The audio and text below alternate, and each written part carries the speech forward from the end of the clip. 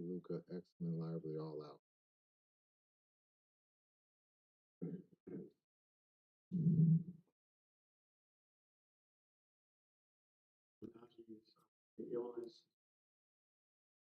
You guys ever when you got 2 weeks ago, or is this the same one? That's a good question. I don't have an answer for you on that. Maybe different bug.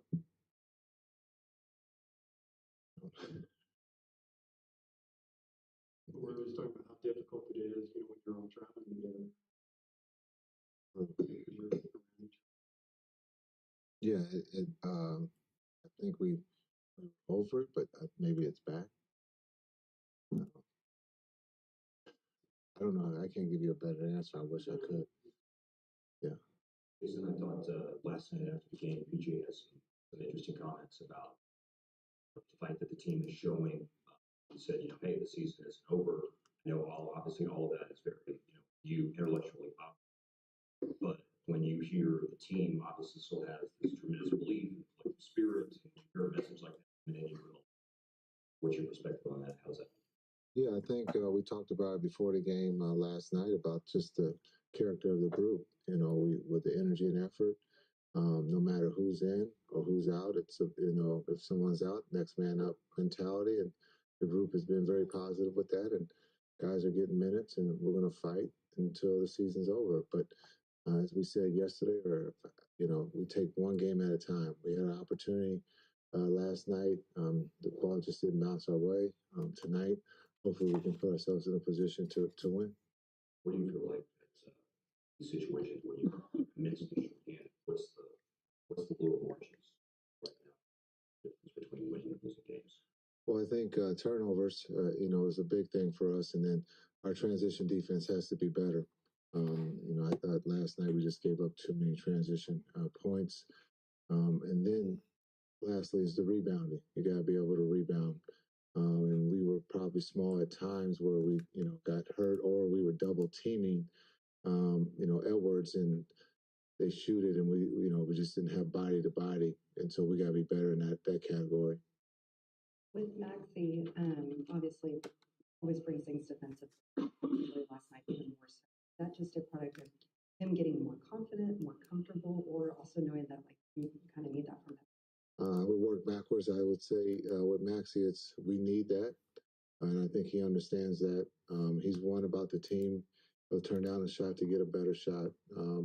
But I like his approach. He is putting the ball on the floor and getting to the rim or getting to the paint, not just to score, but to create for his teammates. And so we need that. And so we need him to make some shots. We need him to drive, and then also to create. And then we always know about his defenses. We always believe he's one of the best on the team. So we need that too. Played 9 minutes last night. Brandon Williams had one of your better plus minuses. What did you like about what you saw? Yeah, I thought B. Will did a great job of attacking, creating for others, and when his opportunity was there to take his opportunities to get to the rim. But I thought he did a really good job for us when he was on the floor, and we're going to need that again tonight. Jason, is there anything from how you played against the Thunder on Friday? Any aspect of that is it applicable to tonight, given the fact that you gave this?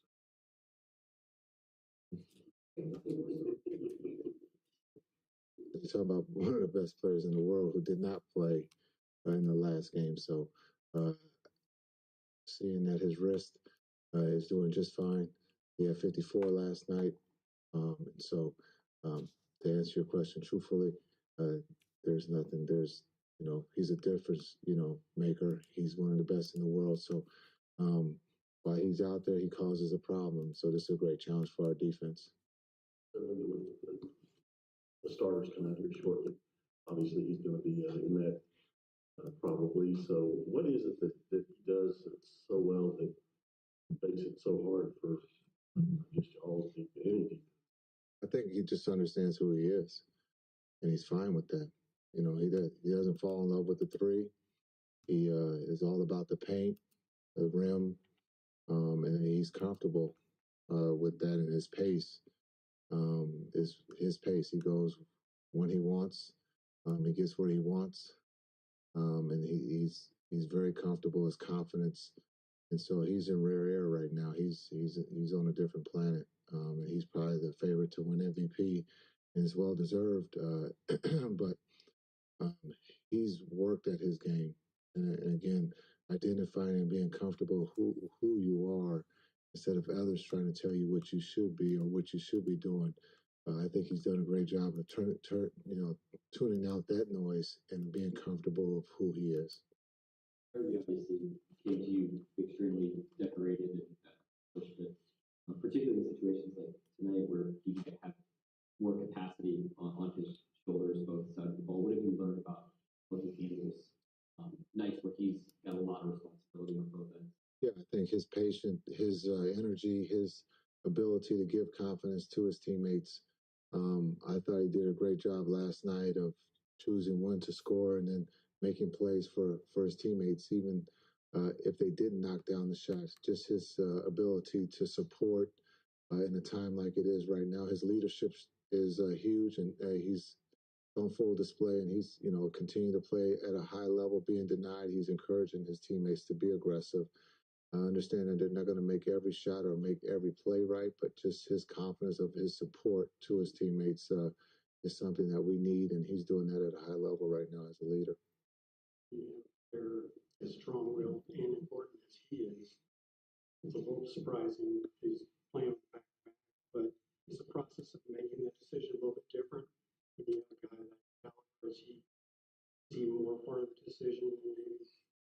I just think the time of where we are in the season and what's at stake. I don't think that playing the back to back is an issue. He was going to play the back to back. He's going to play as many games as he can to help the team win or put him in a position to win. As a leader, that's what he's looking to do, and hopefully he can, finish out the first half of the season before the break of being able to play all of the games. And if he can, that'll help us in a big way. Last night you had mentioned you like what you've seen from Maxi by the restriction. Is that something that he's had for a little while? Specific restriction on that? Yeah, it just medical has put him on a restriction. So I just go by what's written, and in the 20 minutes is what's written down, and that's what we got to play by. What have you been encouraged by the progress that Dante maybe shown, like going even?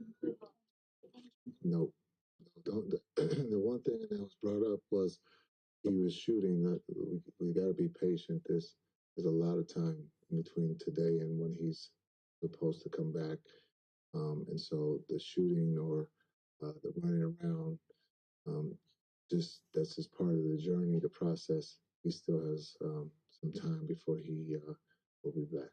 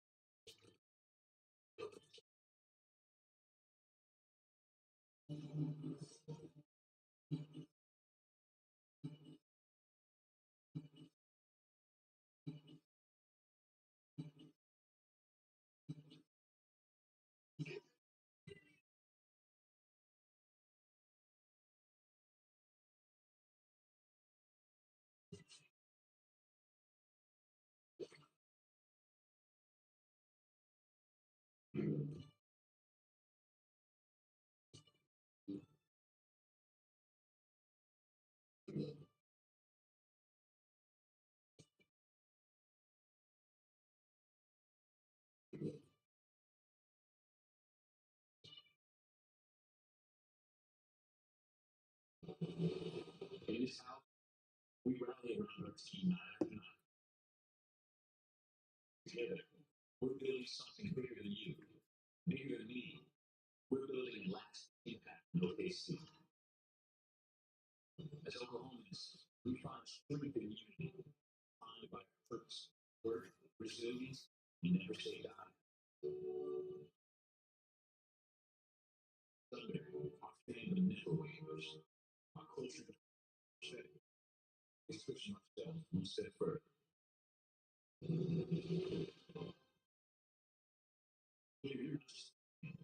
You're forcing the source down.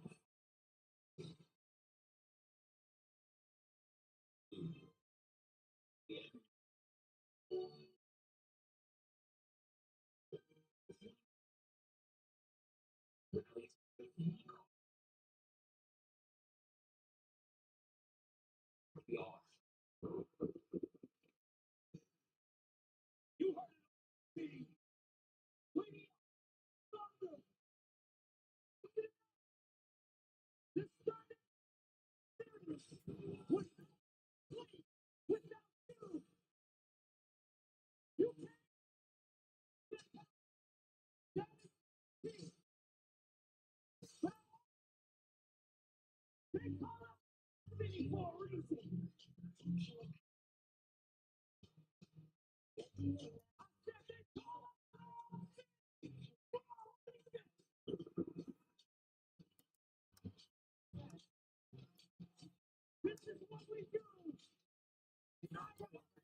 We haven't really seen one game where we've kind of seen both of these teams at sort of full tilt, and that was the second meeting here in OKC that was in the NBA Cup semifinal, or was it quarterfinals, I think it was. And SGA was dynamic in that one. The defense on Luka Doncic I'm remembering right, I think he didn't score until like the third quarter in that.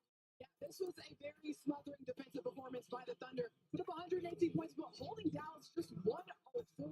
This was such an intense game inside the building. Thunder plays Dallas. There seems to be a little more intensity, but because this was a cut game, it added to the environment. And then this game walking away victorious. Absolutely, and it was a defensive-minded win for Oklahoma City in a lot of ways. SGA with 39. That one, Isaiah Hartenstein was early on in his appearance here with OKC, and he made a significant impact in that one with a double-double. And then OKC flipping the script right there, rebounding the Mavericks, Right. and that is the influence of Hartenstein. Well, that brings us to the most recent meeting between the Thunder and the Mavericks, and you don't have to think back. This was in Dallas just about a week ago.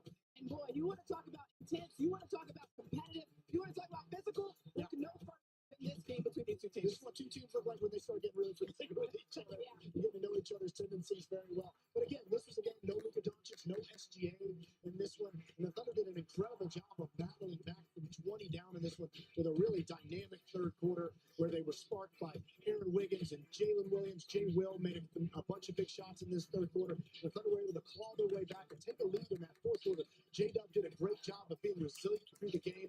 Got to a slow start and found his way throughout it. But it was just the Mavericks being able to make a couple more shots down the stretch to pull it out. Yeah, the Thunder, they did fight their way back in this one after trailing by a lot going into halftime. And you see the Dallas Mavericks, once again, without Luka Doncic. So it's just a wave of different players and personnel available for each team. Shea didn't play in that last meeting. Kyrie Irving had 25 points.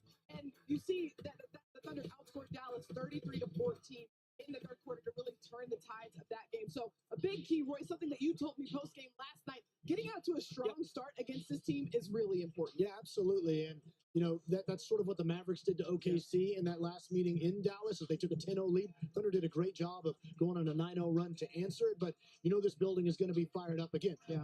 You saw that graphic right there. There was 5 technical fouls and 1 flagrant in that last game. So that bleeds over to the fans feeling that too. And so I have a feeling the energy in Paycom is going to be a little bit turned up. So if you can come out and set an early tone, I'm sure the Mavericks players will feel that too. Yeah, use that energy from the crowd to help get you out to a strong start. Sets up a really fun and interesting matchup here inside the Paycom Center. Stick with us here on Thunder Live as we near tip-off. We've got your scouting report for tonight's matchup, the fourth and final meeting against the Mavs.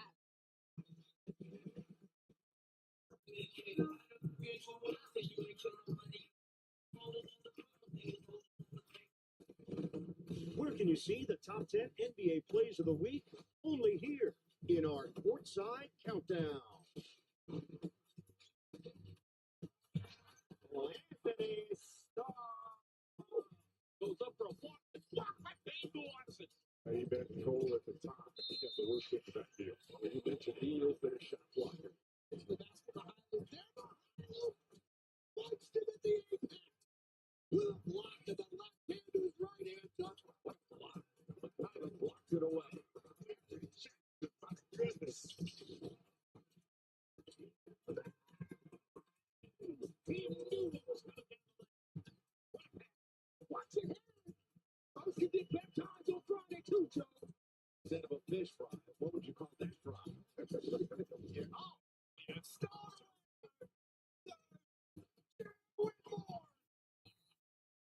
As I said, don't wake him up. Fun is this Rockets team. How much fun are you having out there? What's going on here, man? Good rebound by Reed.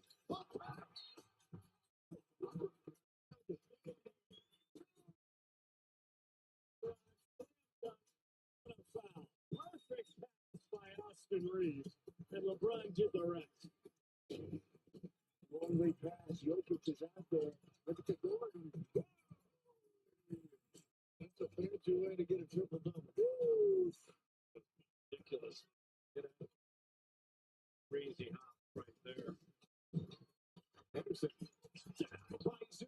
Loose ball taken by Ayton. Down by Zoo again. Watson at the rim.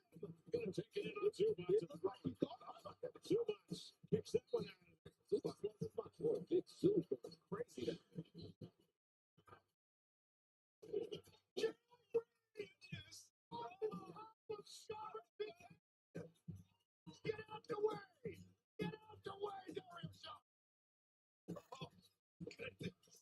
it's just scary when he's on one of these heaters. Edwards turns to the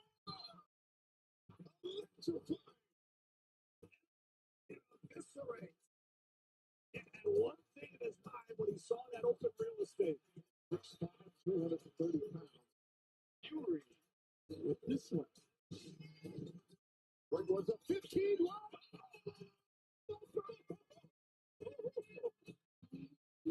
Oh my goodness. Go ahead and catch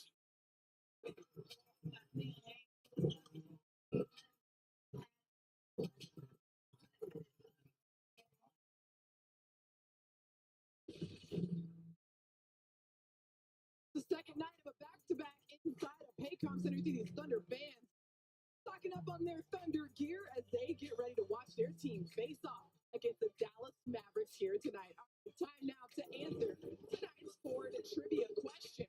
Shai Gilgeous-Alexander had a career-high 54 points last night against Utah. Who was the last player to score 50 or more points against tonight's opponent, the Dallas Mavericks? The answer is, of course, Steph Curry. He scored 54 points in February of 2021. They lost by 2.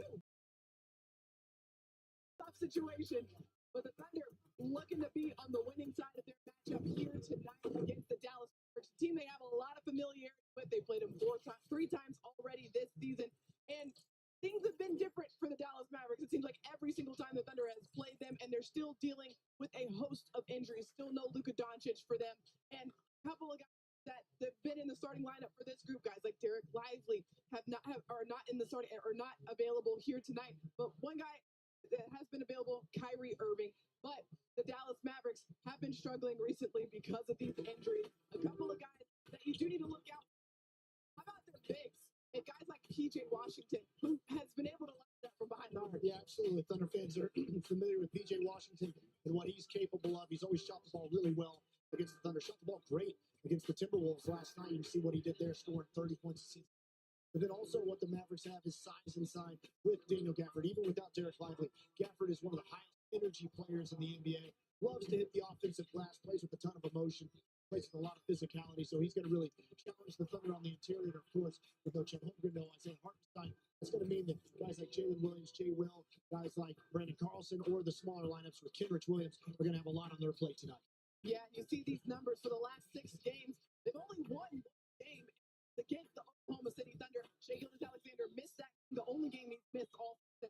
Had a wrist injury. He's in the lineup tonight. And Royce going up against this Dallas team that's been dealing with a lot of injuries, like we mentioned. What's the key for Oklahoma City in terms of keeping Dallas quiet, but also making sure your offense is humming? I think you really want to test their depth. I think you want to put pressure on them in a lot of ways across the length of the game, because for the Thunder, we understand that their depth, even with the Thunder's injuries, is a strength of this team. Now the Dallas Mavericks are down a lot of players, so test their depth and see what they're capable of as you get into those second units. I like that. The Dallas Mavericks certainly going to have to rely on that depth here tonight as they are without several of their key players. The Thunder have a lot of depth of their own, and it sets up a fun matchup here inside of Paycom Center.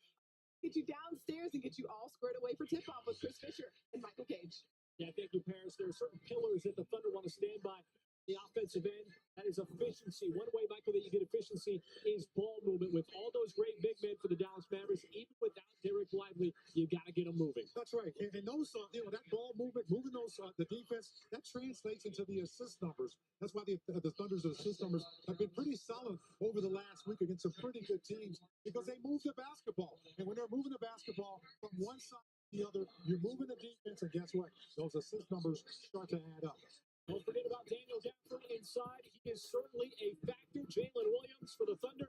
He's been playing outstanding basketball since coming back from an hamstring injury. These two teams have healed back the of one another. There is a lot of knowledge between the two of them going back to that playoff series in the Western Conference semifinals from a season ago. For the second time in a week, they'll face off. Tonight, it's in downtown OKC, here on FanDuel Sports Network.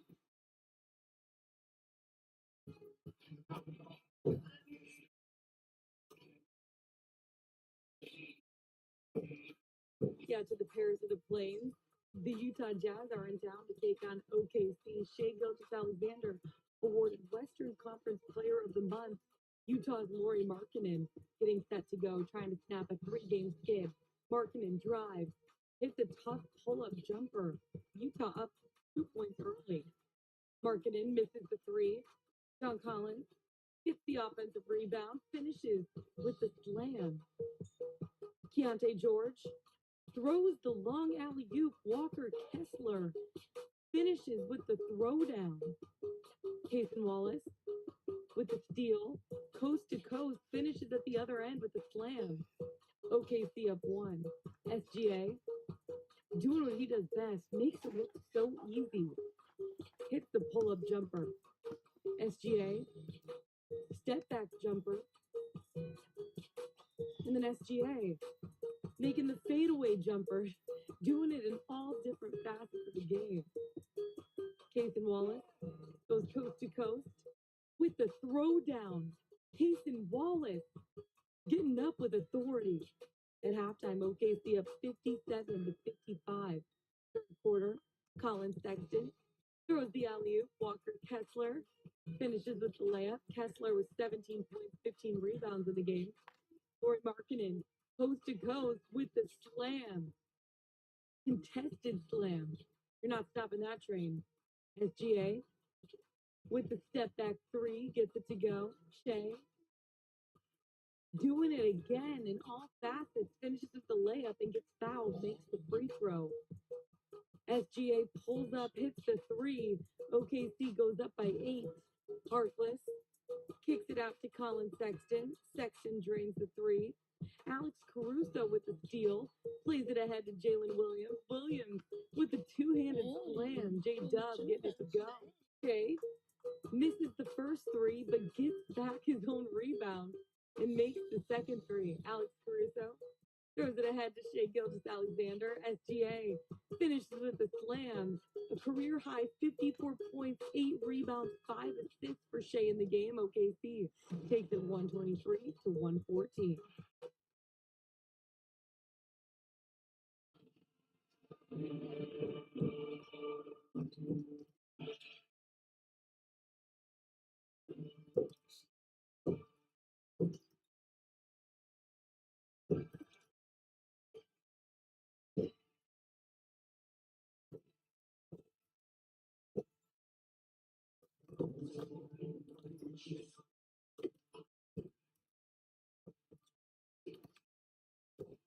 FanDuel Sports Network, the home of the Thunder.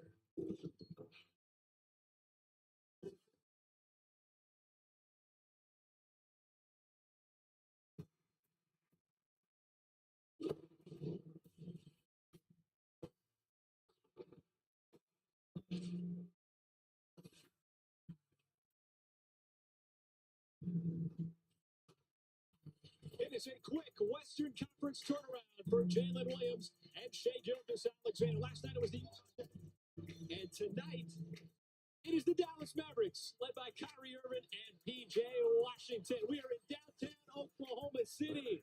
It's the Dallas Mavericks and the Thunder tonight from Paycom Center. Cage, I'm Chris Fisher and Michael. These two teams, they're meeting for the second time in a week. In that game last Friday, there was no Shea Gilgeous-Alexander, but he certainly played in the game last night in what ended up being a career performance. Well, he played exactly like he's been playing all season, folks. Just 4 outstanding quarters. Now, he had 16 at the end of the first quarter, just got cooking, and it got better. 23 at halftime, and it came on a variety of ways. He had 41 at the end of 3 quarters. He's not done yet. He just kept going and staying on the attack, and they threw all kinds of defenders at him. And oh yes, he was playing defense on this career night as he ended up with some massive numbers with those 8 assists. But look at that top number, 54 points. Incredible. Said he was trying to be aggressive, intelligent, and making the right play. He was making the right play all night long as he has earned his 3rd All-Star nod, just announced, 3rd consecutive. He's going to be starting in the Western Conference. SGA, the second player in NBA history with 54 points, 8 rebounds, incredible numbers. It's a great matchup tonight. These two teams, they know each other oh so well. The Dallas Mavericks and the Oklahoma City Thunder coming your way next.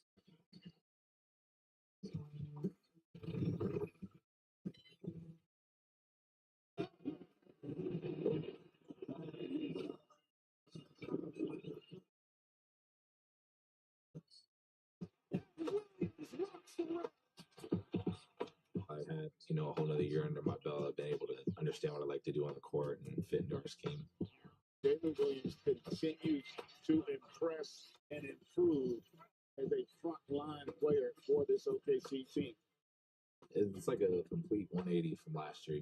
Year one, you just kind of try and find different ways to fit in and see what works and doesn't work. It's a marathon, not a race. At the end of the day, do what you can, try your best, try and outwork everybody. Unbelievable ambition and horsepower behind that. He's not just talking about it. He'll put all the work in.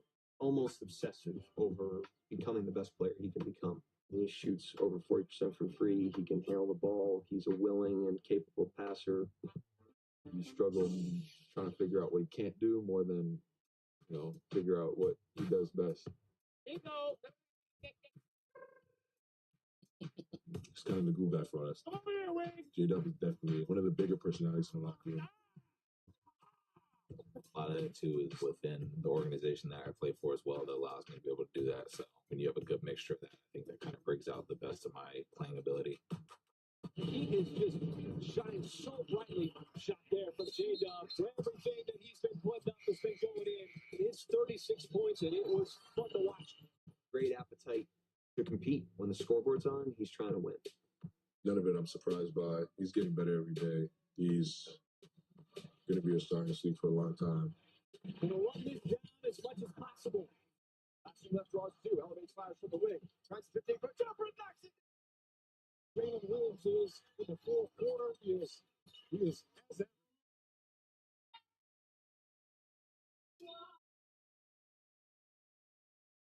FanDuel Sports Network is brought to you by MidFirst Bank, the official bank of the Oklahoma City Thunder. By Devon Energy, commitment runs deep.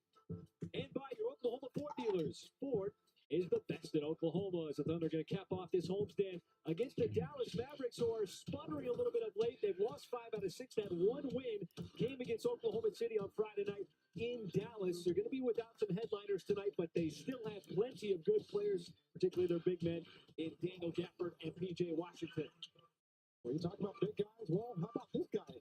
He's 6'8", but he shoots a three. P.J. Washington can drive the basketball. He's taking a lot of that scoring load off of Kyrie Irving when he doesn't have the basketball. But he's one of the guys that can put up 30. In fact, he has put up a 30-piece in the last couple of games.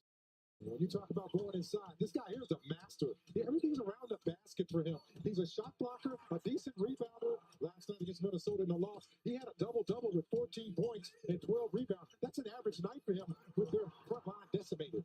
And 2 games ago, Gafford put up a career-high 31. Both these teams on the back end of a back-to-back. It's the Thunder and the Mavs, 4th time this year. Coming your way next.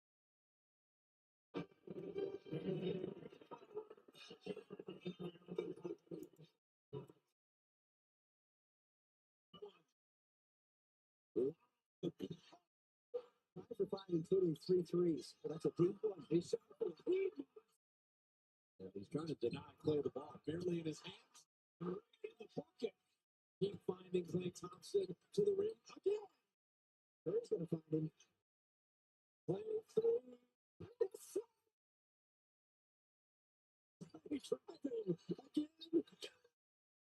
Get it to him again. He's got it. His three. Him again. Klay again. His three. Klay Thompson. I'm going to repeat that. 37 and a quarter.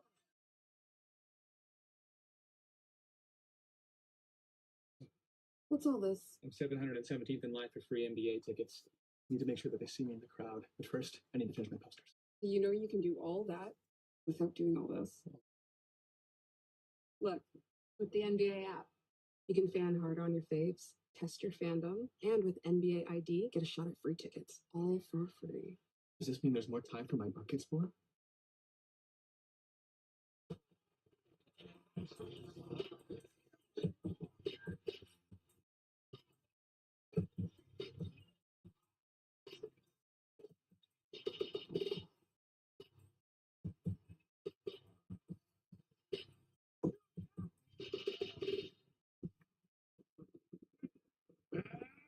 Let's meet the starting lineup for your Oklahoma City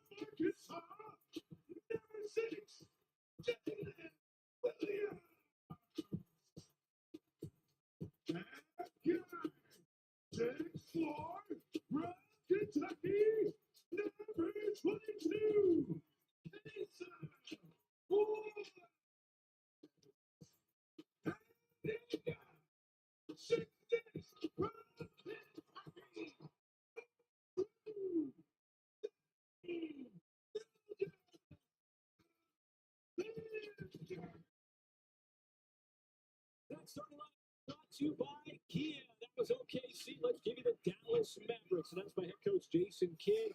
Still no Luka Doncic out with that calf injury since Christmas. So Spencer Dinwiddie slots up into the starting lineup next to Kyrie Irving in the backcourt. Daniel Gafford in there for Derek Lively, who remains out.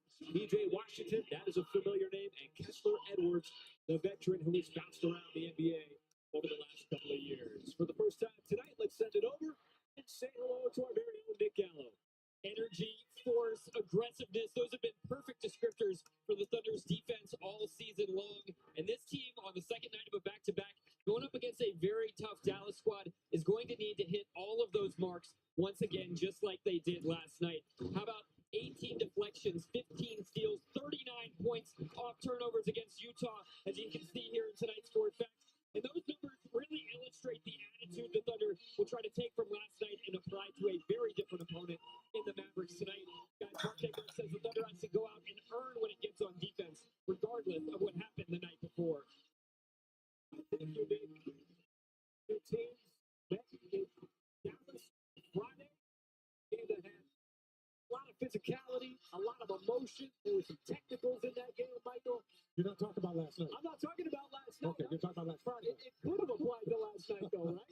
Exactly. I thought you were describing last night. Technicals, physical play, a lot of reviews. That's NBA basketball, folks. We're over the halfway mark. This is game 44. As it continues to move closer to the All-Star break coming up on the weekend of February 15th next month. Game number 44 and game number 4 between Dallas and OKC. The win for the Thunder came here on this court in the quarterfinals of the Mavericks NBA Cup. Gafford, Jay Will, they're ready to go to center court as we are. Thank you for being with us here on FanDuel Sports Network. Michael Cage, I'm Chris Fisher. It's Dallas winning the tip. Dinwiddie getting the start. PJ Washington got around the screen from Gafford. They try to give it to him, and there's a turnover. J-Dub was ready for it, stepped right into the passing lane. Jay's going to get fouled quickly by Edwards. Good job by J-Dub, just reading that, anticipating that PJ Washington had nowhere to go, and he put himself in the only spot where he could pass the basketball. So Dallas is going to try to set up Gafford. A lot of pressure there on SGA. Dort, going for three. J-Dub able to block that rebound. Second opportunity, it's Jay Will. And watch that all night because Gafford is a drop-back coverage guy. He doesn't want to come out and guard that three-point line. Jay Will is one of those shooters who can do that. The Mavs able to take advantage of that mismatch. Gafford was really quiet on Friday night against the Thunder, but loud in that game against Charlotte. And J-Dub pulls up right at the free throw line of the day. J-Dub's got a deuce. The top got him on the backside. They called it a hostage dribble. You're in control. He got to that nail where he likes to get. Kyrie from the outside. They will try to keep Dallas off the glass. It's a good battle. Keep an eye on that too. Jay Will and Gafford. And Jay from the outside. Dallas one up from downtown. And he's already got it going here in the first quarter. Slow start last night against Utah. All of his work came in the second half. Washington's three is off. No good. Dallas coming off a loss last night. A close game against the Timberwolves. They have to fight their way back into that game. Big numbers by Kyrie Irving with 38. He was really good. Gafford was good. Washington had it poked away. Ahead, Jacob trying to create numbers. SJ get right back to him. They go on Edwards. Did he keep the pivot foot down? Just barely. Wallace, he'll maneuver inside off the dribble, which is dancing on the rim. Just a little breath. I want to blow it. It just hung right there. Could have gone either way. It's Dinwiddie. Little burst there on the step. Dinwiddie's been a reliable player off the bench. Now he's been called to start as J-Dub gets fouled again by Edwards. Grabbed him around the waist. Took a little knee to the thigh. Kind of rubbing that. About this. Just in transition, man. Just a nice little easy stop and pop action. You'll get 3 points out of that.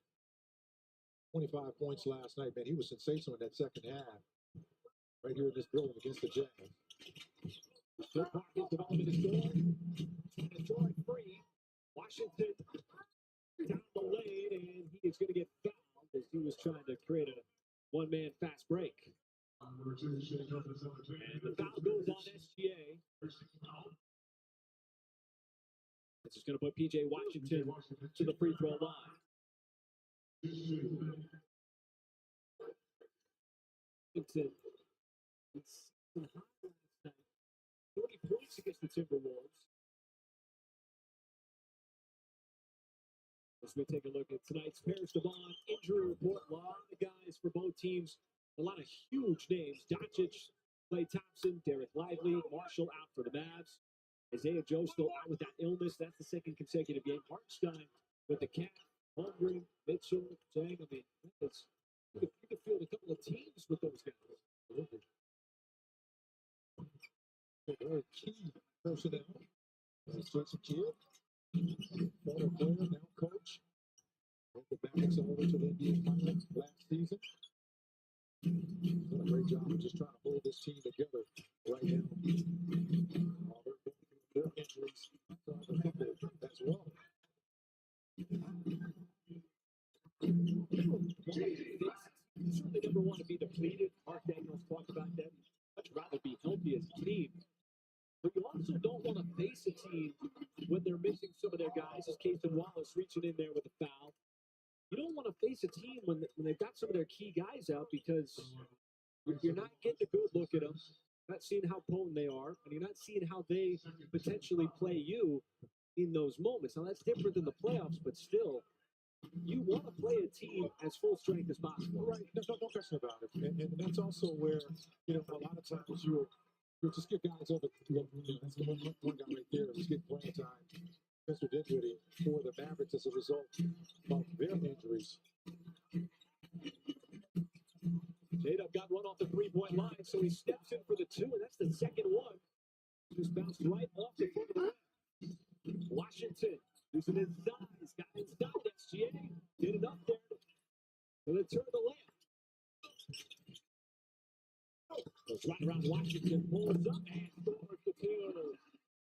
Washington didn't provide much defense. He did a good job of just getting to that seam. Once he gets to that seam, you just don't know what it's going to do. A good job of keeping his dribble away from the basket to make those type of plays. As Gafford, big body, spins into the layup, missed it. SGA battling. Gafford looking to distribute outside. Dinwiddie passed up the three. So did Edwards, who drives in, hangs, and scores off the glass.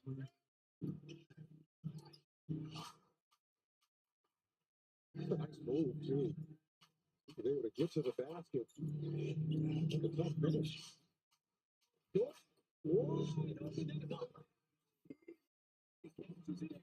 talked about that a couple of games ago. The Thunder assist numbers. It's been so consistent on plays like that. Like a real physical screen that got set door plowing right through Gafford. Picks up the personal. How about this? You know, you move the ball, you move the defense. Man, that's a rocket pass by J-Dub. Not to say that that wasn't a rocket pass by Jay Woods. You know, he throws a lot of flamethrowers.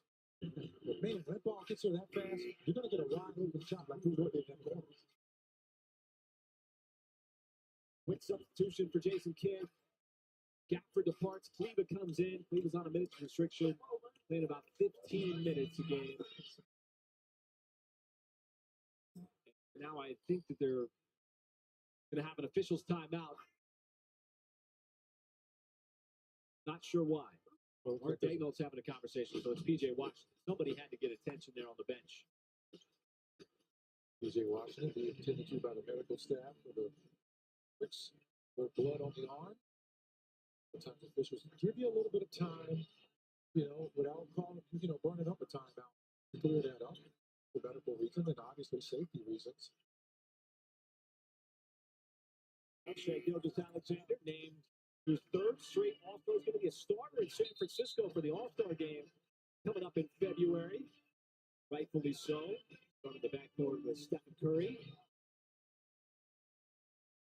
Is he an all-star, but he should be at the top of the line for MVP with the way that he has played this year, continuing to take his game to a whole other level. And he's very durable, too. He's only missed one game. That was against the Dallas Mavericks last Friday night in Dallas. His defense, well, if anybody on this team that's the number one defense in the NBA, it's Kyrie got around a screen, and he doesn't need much space. He is lethal. So is SGA. That pulls up and almost automatic when he gets to that spot. You know, the contact he takes and stays on balance is really the key to his game. You can take that contact and still get that shot. Kyrie gave up his dribble, and they're going to call him for an offensive foul.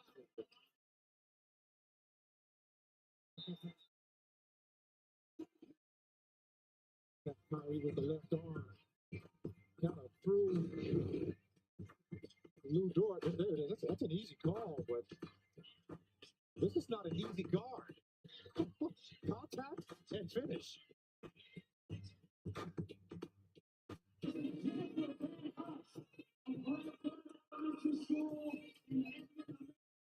Teacher of the year and rapper, teacher of the year. Can we get loud and get proud from Miss Van Huss? Now, she comes from a long line of educators. Her mom is an educator, her grandma's an educator. So it was only right that she became an educator. She loves to instill in life into her children, and for that, Rick, they want to hook you up. So Jennifer, we got this plaque and a prize pack for you. Comes complete with a gift card to help you purchase supplies. Just a little something we can say. Thank you for all you do. Fans, one more time for Miss Van Huss. Teacher of the game. To learn more about her, go to OKCThunder.com. Tonight, here's Tyson and Christy, and they are our winners of the Michelob Ultra Superior Access Experience. They've got the VIP experience. They watch Rockets courtside and enjoy getting the courtside fun thanks to Michelob Ultra. The experience will happen every home game from now till the end of the season. So fans, if you want to be part of the Ultra Superior Access Experience, you can sign up at OKCThunder.com/courtside or scan the QR code up on the screen.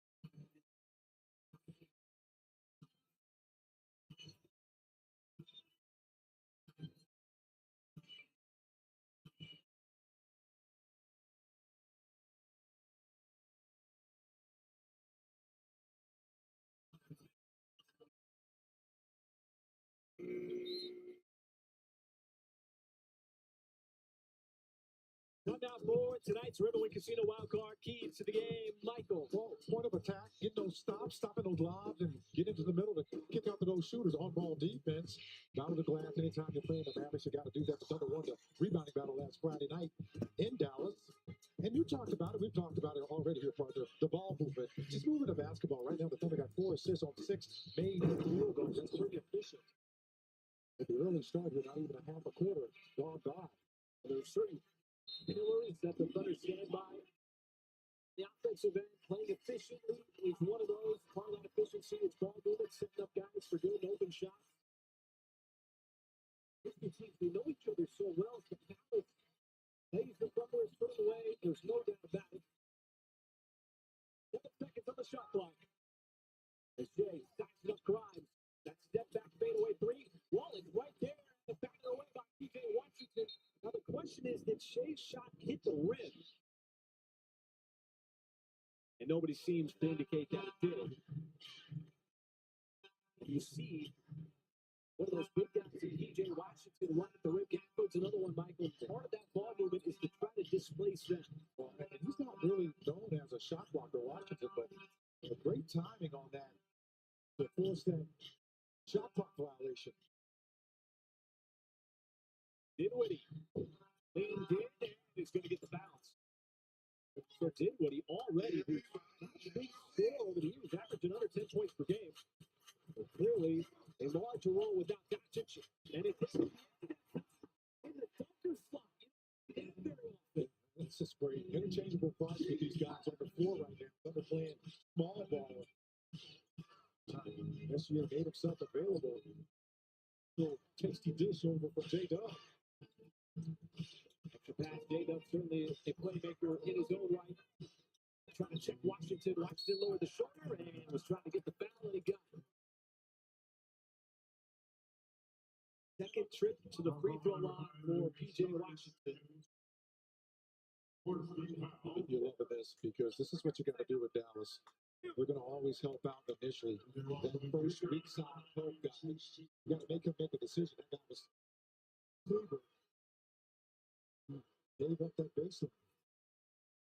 PJ Washington has not only turned into a better player since he's been a part of the Dallas Mavericks, but Dallas in those deadline deals last February, has changed the whole complexion of the team. They were kind of floundering until the trade deadline. They get PJ Washington, they get Daniel Gafford. That's one of the things that really helped propel them to the NBA Finals before losing to the Boston Celtics. Wiggins, he's able to get all the way to the rim, couldn't finish. That quick movement too. Get the ball up the floor quickly. Grimes trying to keep him out of the lane.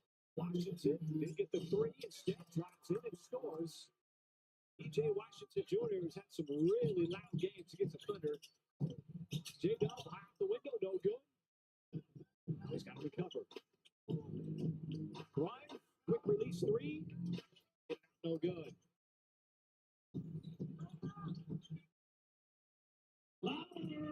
It's Wiggins from the outside. He had a look at a 3. That's no good. And it's a 4 and change left to go in the first quarter. Dinwiddie again. Right back from Kyrie. Dallas team that runs a system of its own right. And Dinwiddie takes the bump, and he's already got 9 points, which is right at his season average. He's got an opportunity for 10 to go to the free throw line here in the first quarter. Tough finish here. He goes into the body, takes the shot. Dinwiddie has 9 points the entire game last night against the Timberwolves. Dinwiddie, the veteran, that is college ball at Colorado, second round pick, and has really been a good offensive player over the course of his 11-year career.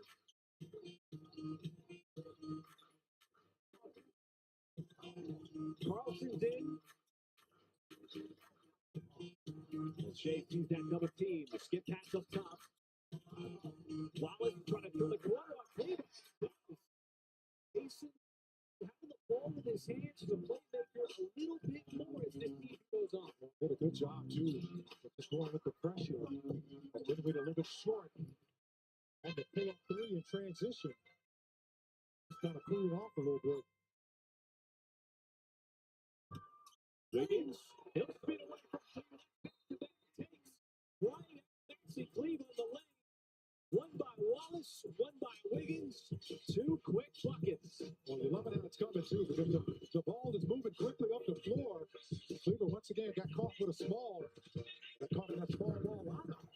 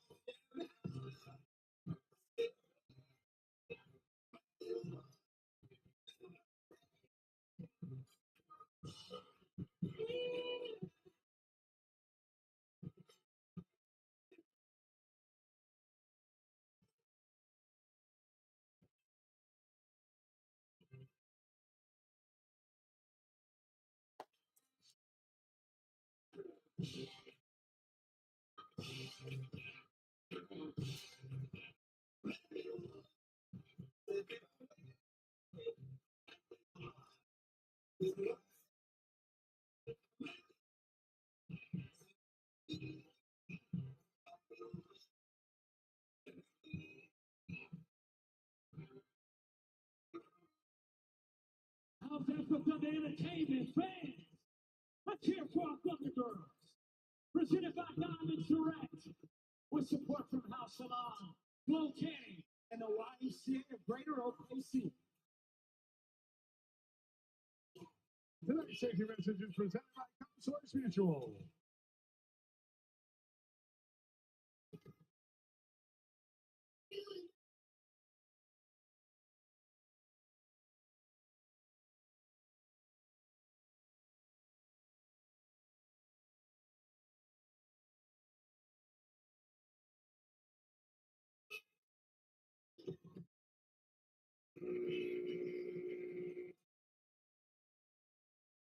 Welcome back to Paycom Center. The Thunder facing off against the Dallas Mavericks on the second night of a back-to-back. And last night against the Utah Jazz, Shai Gilgeous-Alexander made headlines with his career-high 54 points in that game. But not to be overlooked are the contributions of Jalen Williams, J-Dub, who had 25 points in that game, but also gave the Thunder a massive boost in the second half. As we'll see in tonight's Bring the Flavor, brought to you by Wingstop. J-Dub had 21 points in the second half of that game alone, 12 in the fourth quarter. And he told us after the game that he was just being aggressive and not trying to force anything. He said that when teams are worried about the guys cutting, it opens up different parts of the floor. And that's what J-Dub was able to get to and get to those spots, guys. Thank you, Paris.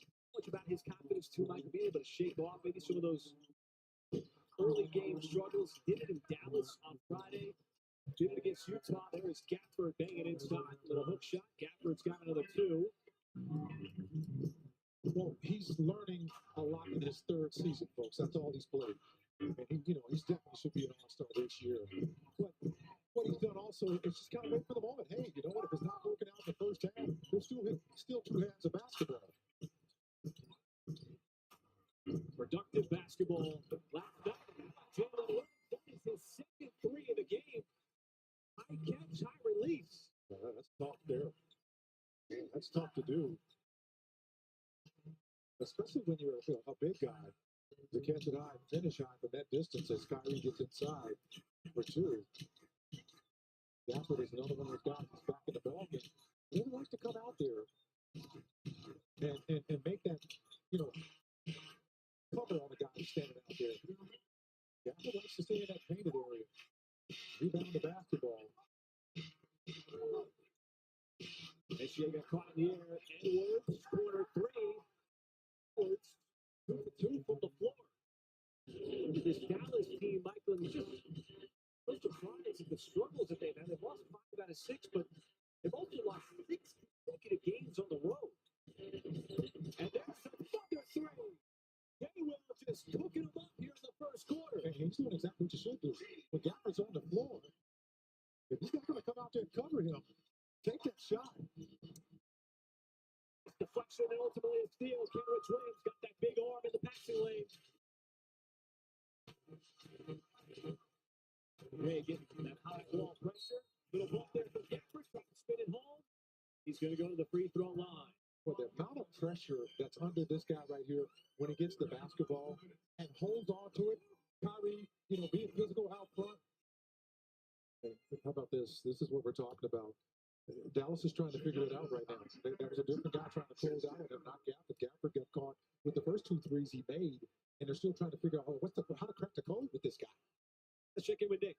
Well, guys, Jalen Williams, since he's been back 17 games, he's made a 3 in all but one of them. That consistency since he's come back, pretty remarkable. And teammates have talked about the way that he's grown as a leader over the course of time here. And it's hard to remember, but the sheer number of games that he started for this team early in his career as a rookie, he has racked up a ton of experiences over the course of time, really paying dividends now when he's been thrust in this starting spot, and he's making the most of these opportunities. Another player that has shown his versatility in a variety of different roles. And of course, just how important he is to the chemistry of this young team. Roscoe, right upon Grimes. 5 seconds on the shot clock. Prosper worked inside and somehow wiggled his way into that reverse. That's not good. Showed a lot of athleticism, too. Kept his balance. Looked like he had nowhere to go. Shea again going right. Let's stop at the elbow. Falls up. Yeah, the double digits again here in the first quarter. He just makes it look so easy all the time. Kyrie, you got to think he was thinking 2 for 1 there with his speed, trying to get up the floor. Instead, Grimes, right into Jay Will, should be an offensive foul. That's the ruling. Well, Nick Booker on the baseline. Charges. This could have been an and one. If he tries to contest his shot, he just stand there and takes one for the team. I always say that. You're taking one for the team. You're taking a charge, but you're taking some contact too. It's just so easy to focus on the shot blocking aspect of a center. There's different ways to be a rim protector. And if you're Jalen Williams and you got the sense that he has in stepping in there outside of the restricted area, which is so important, it ends up being a whole different dimension of defense. Now he's trying to get the ball out of the hands of SGA. Leads to an open look there for Wiggins, and you're going to get a loose ball foul underneath. And if you're the Thunder, you did not want that. Wiggins had the early shot in the possession, but now you get the ball back to Dallas with 9 seconds left. Dallas is in the bonus. It was the 15th foul. I'm not really sure where he dropped him in the back on that play, but my goodness. It's kind of agreeing with me, but a lot of times you see the replay here. That's not a pushing the back. He just had his hands on his back. His hands did not go out. So the player jumped forward to kind of make it look like he shoved him, but usually, you see a more. Remember the game in Cleveland where we had the review and it got reversed? It was initially called a foul on the Cavalier player on a push in the back and forth, but they said there was no extension. There was no arm extension. As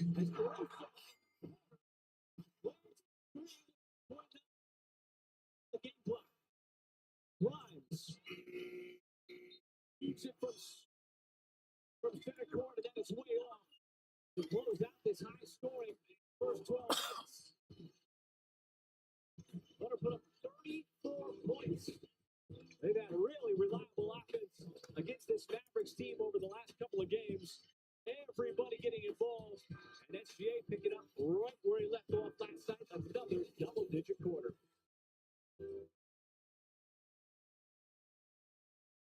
To embody our values of teamwork, integrity, public service, individual safety and well-being, and who live safely. Tonight, we honor Chief of Police Don Hyde from the Calera Police Department. Chief Hyde is the epitome of a public servant and a team player. With over 30 years of experience in law enforcement, he has been dedicated to his work since day one. Chief Hyde always goes above and beyond and is always the first to lend a helping hand when someone in the community is in need. whether it's raising money for funeral costs or organizing fundraisers for individuals diagnosed with cancer or other serious illnesses. With his generous heart and emphasis on safety and well-being, Chief Hyde has earned the trust of those in his community. Now turn your attention to center court so we can honor our OGA partner, Police Chief Dan Hyde. Chief Hyde is joined by Vice President of Community Engagement at the Thunder, Aaron Oldfield, and the Vice President of Business Intelligence and Supply Chain at OG&E, Johnny Whitfield. And we are honored to present him with a custom jersey courtesy of OG&E. And thank you, Chief Hyde, for all you've done to keep our community safe. The Thunder fans, to nominate a first responder in Georgetown, visit OKCThunder.com/safety partner.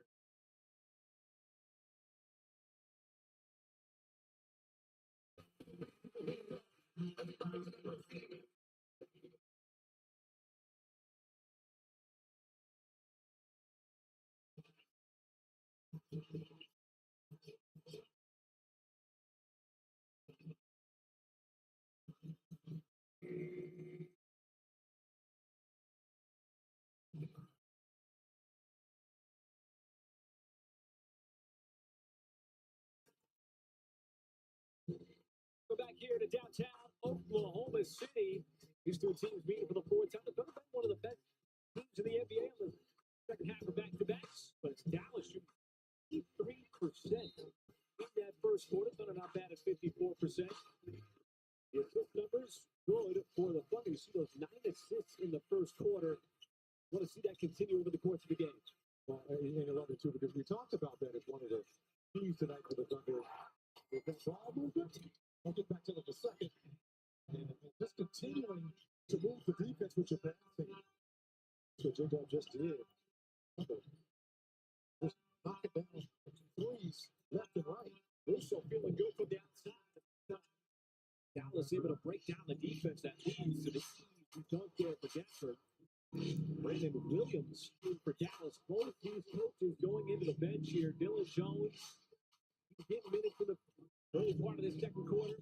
Jay Will pulls up. He got fouled. Looks like he got fouled by Sports. Jay Will is part of that three-point barrage in the first quarter. That's a tough shot. I'd like to take a look at that again. He's trying to do a little. Look at this. Have you seen that one? I got more of it.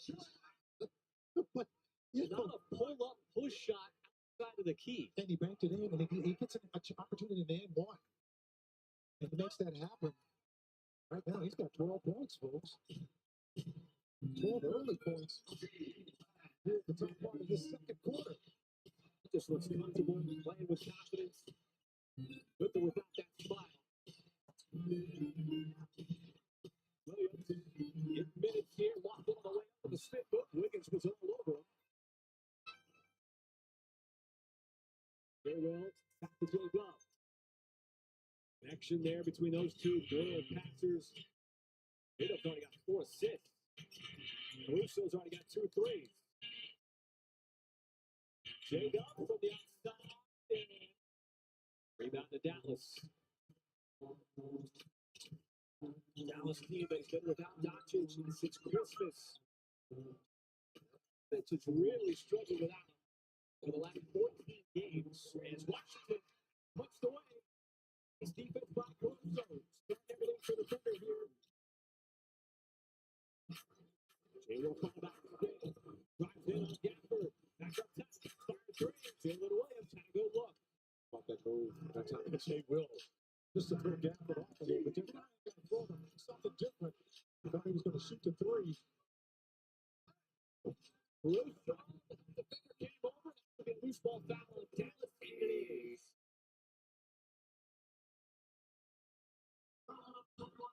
Russo has just been stifling. Just poked it away. That's tough. I mean, did you see the strip? This strip went up, not down. See, you strip down. That guy strips up. You can never call a foul. Just remember that. Just saying. That guy knows what he's doing. You would have called a foul. I can't call a foul when he up strips like that. Young players, And you clear the officials. Hey, I didn't have down. Michael, opposing players shooting just 36%. When Caruso is defending, that is the second best in the NBA. They will got a little greedy there with that backdoor pass. Washington down the lane. He has it. Caruso again right there. Wiggins up the floor. Takes the ball. Ready to foul. We were talking about Caruso. That guy pokes another one away. Creates another scoring opportunity for the Thunder. You want to see a good look at just poked it away. This is a tough finish here. That's how by Wiggins taking the contact from Dinwiddie. And Thunder with another chance for an and one. Got upended. One of those plays if Spencer Dinwiddie just get out of the way. You don't have a chance there because that guy, he's already got a downhill attack on you. And, you know, I know what you're thinking. You just want to stop the play, but nice strong move by Wiggins. And it's interesting because Mark Daigneault after the game last night said that Caruso is surgical with his wrist and really smart about it. And he works there because if you make contact with Washington anywhere on the arm, that's going to be a foul and 2 free throws. And then Williams off the 3-point line. Prosper, he had a clean look. Olivier sends Prosper, the 22-year-old Canadian, give Dallas some points here in the second quarter.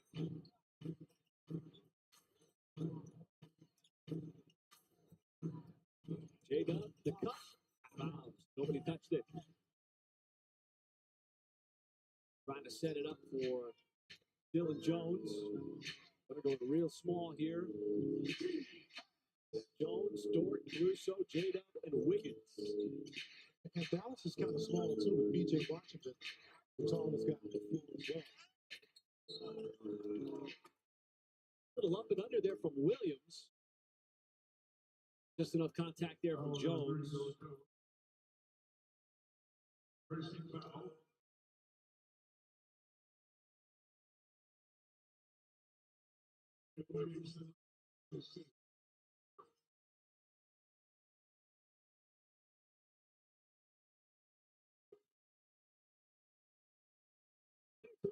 Leadership NBA Scholarship from Oklahoma City University's Meisner School of Business. 2 lucky fans will receive a $10,000 NBA scholarship and the opportunity to shoot free throws. For additional scholarship money during a timeout at an upcoming Thunder game, enter now. ThunderNBA.com.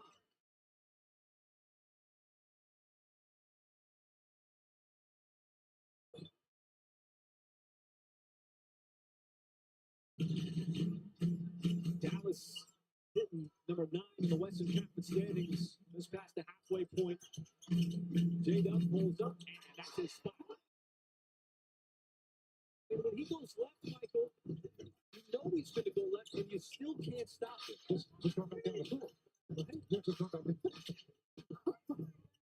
Folks, just point out, it's really automatic. Washington trying to use his big body, that 6'7" frame, and he does successfully. Washington's got 7. J-Dub into the air. Too much contact, and he's going to the free throw line. Heard that such a priority for him and trying to insert his athleticism and his size. He is a physical force when he wants to put the ball on the deck and get to the rack.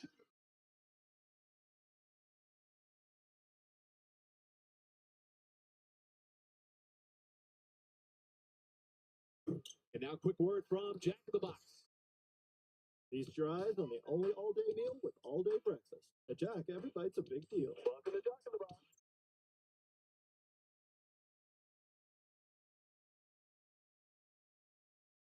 One more here for Jalen Williams.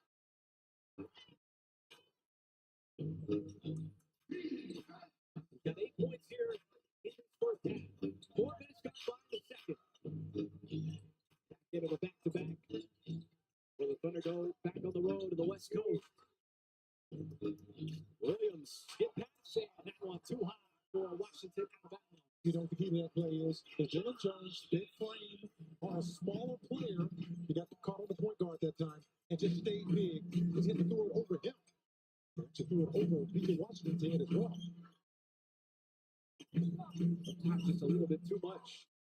Top step back three. Nothing but back there for the rebound. Quarter is slowing down here between these two teams. Williams step. Baseline pass up top. Washington. No good for three. As Wiggins surveys. Stop inside. Got a man. It was Dort. Couldn't handle the pass cleanly. Washington. Once again, trying to use his size. And a block by Tatum. Able to get it back. Caruso was also in the vicinity. Washington. And the hook shot no good. It's on the rebound. That putback is no good.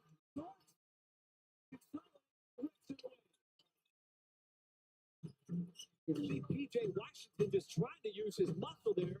Went over three. Court other end. That three comes to the back of the rim. PJ Washington's trying to get started here, folks. He's through it now. Also got a couple of turnovers. Right, that error pass. Intended for Cleveland. Cleveland's been invincible. Wiggins from the break.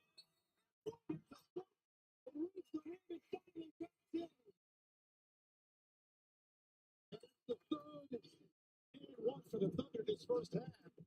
When they get out in transition and they force those turnovers, good things happen like this. Wiggins got a double chance at an end one when you give that first.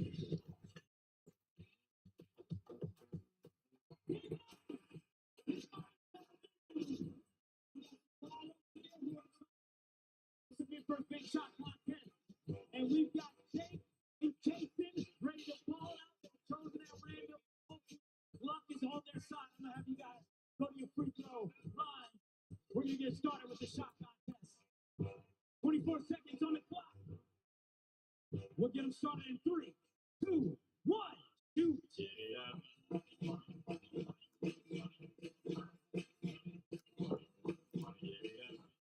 Jake's got one. Jason's got one. Still got time, gentlemen.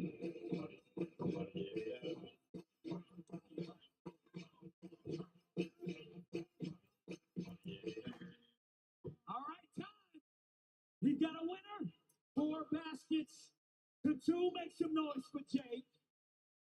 All right. Now, Jake, tonight could be a night. He's a college student. He wants to get his girlfriend some night. Maybe impress the rest. 501 on the drums, fans. And it's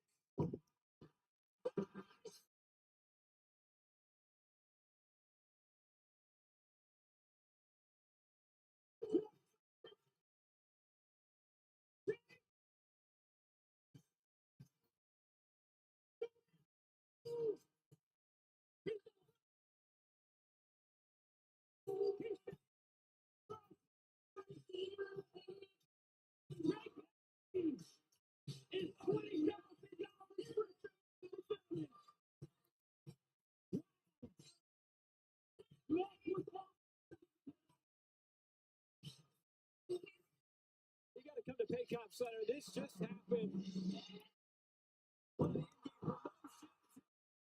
You got the bounce from him. My goodness.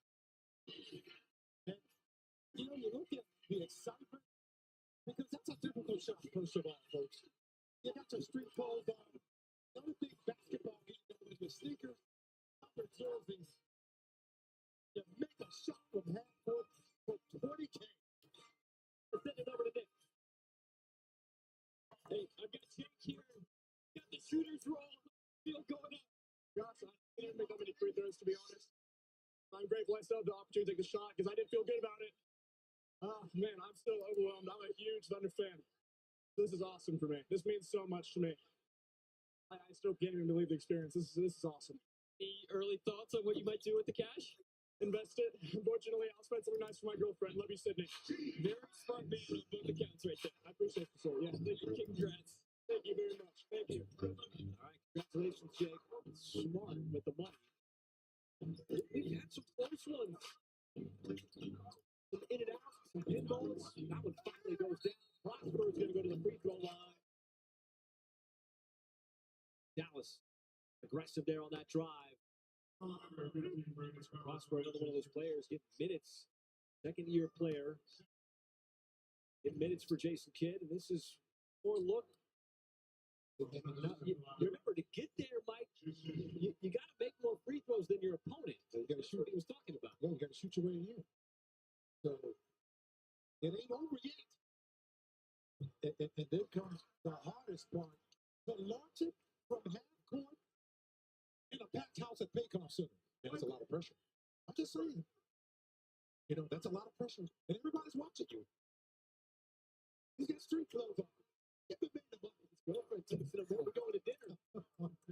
Oh, man, that was great. I tell you, that was terrific. Congratulations, dude. Very cool moment. In a few of those over the years. Carlson off the catch in the corner. In those threes. Carlson has got another one from downtown. Once again, the Gafford come deep in the paint. Carlson just, you know, he just told that line and kept his distance. He's been making his three-point attempts, too. Did would have got caught. Once all kinds of traffic, here's a cut. Mason Wasco right on Prosper. Limited shot clock. Oh, you see, look at all those bodies. Humanity is everywhere on the floor. Major pile up right at the free throw line. Gafford's down. Prosper's down. Carlson was down. Gafford's still down. Yeah, that's a big pile up there. A lot of big bodies, too. I think the foul was initially called on Carlson. Right there. Gafford lost his balance. He fell over him. And it was like you and me in the pregame in the open tonight. Yeah. We almost got taken out in the open, too, as Gafford is still down. Man, I'm not really sure what the injury. He's calling for the medical staff for the Mavericks to come out because he is still face down and has not moved. Certainly not what you want to see. This is all of a sudden got real serious here. He fell there. Looked like he may have got kicked in the head when Wallace fell over. But we're going to take a break, folks, and we'll give you more when we get back.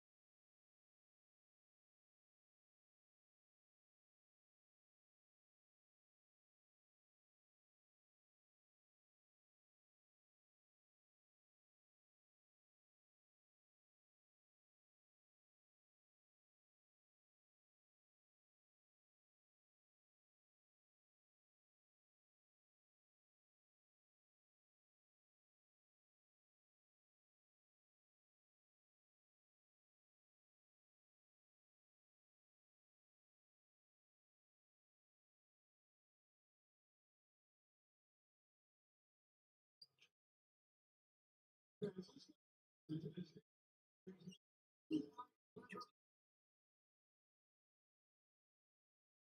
fans gave it this game mid-20s, so the cold 40 in the cold temperatures in the upper teens. Places both has played this tomorrow morning here on his night.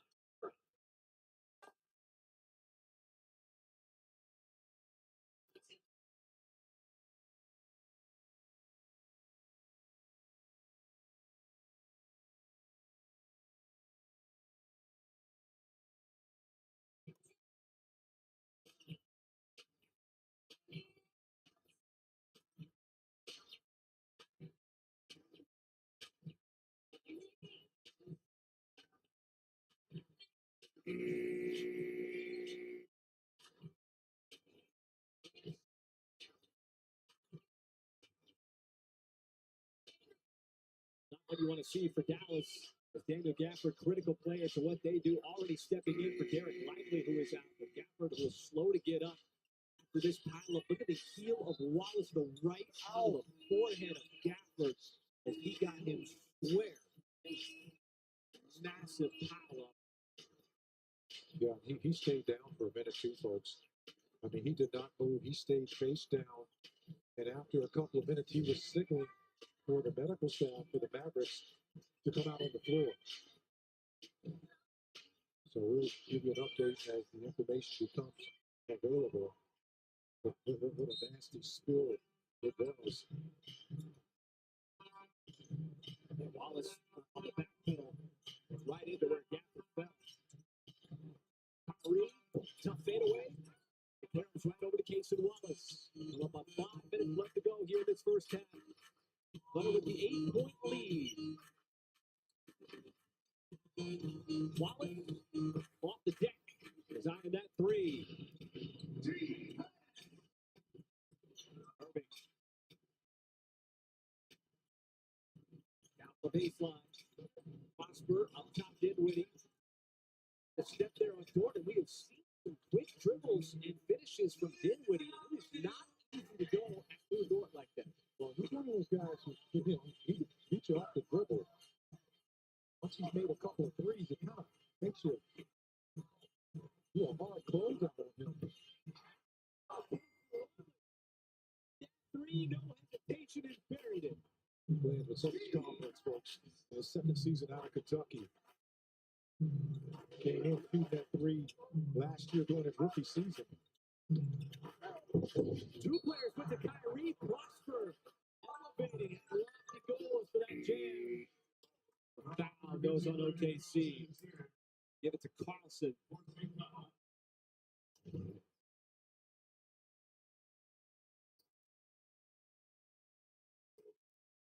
Just enough there with the left hand on the back of Prosper. Mark Daniels thinking about it. I don't think he would win this. Just because of how perfect the review needs to be, under the law.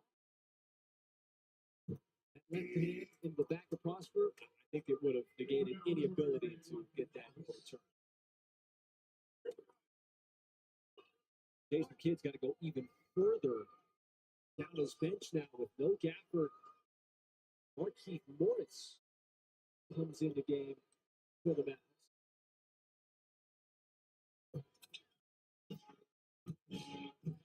These teams so depleted.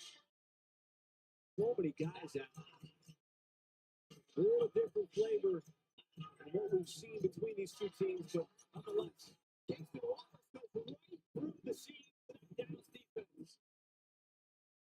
Just in the ball game, was kind of looking around at Kyrie. Kyrie looked at him, looked at miscommunication.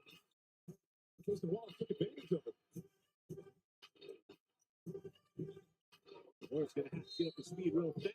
There's a spin move, and Prosper again with the finish. Going back to the free throw line.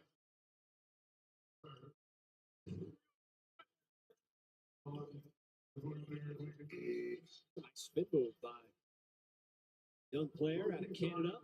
About this split, that double team going right to the bucket. There's Jason Wallace. It's about as easy as it gets.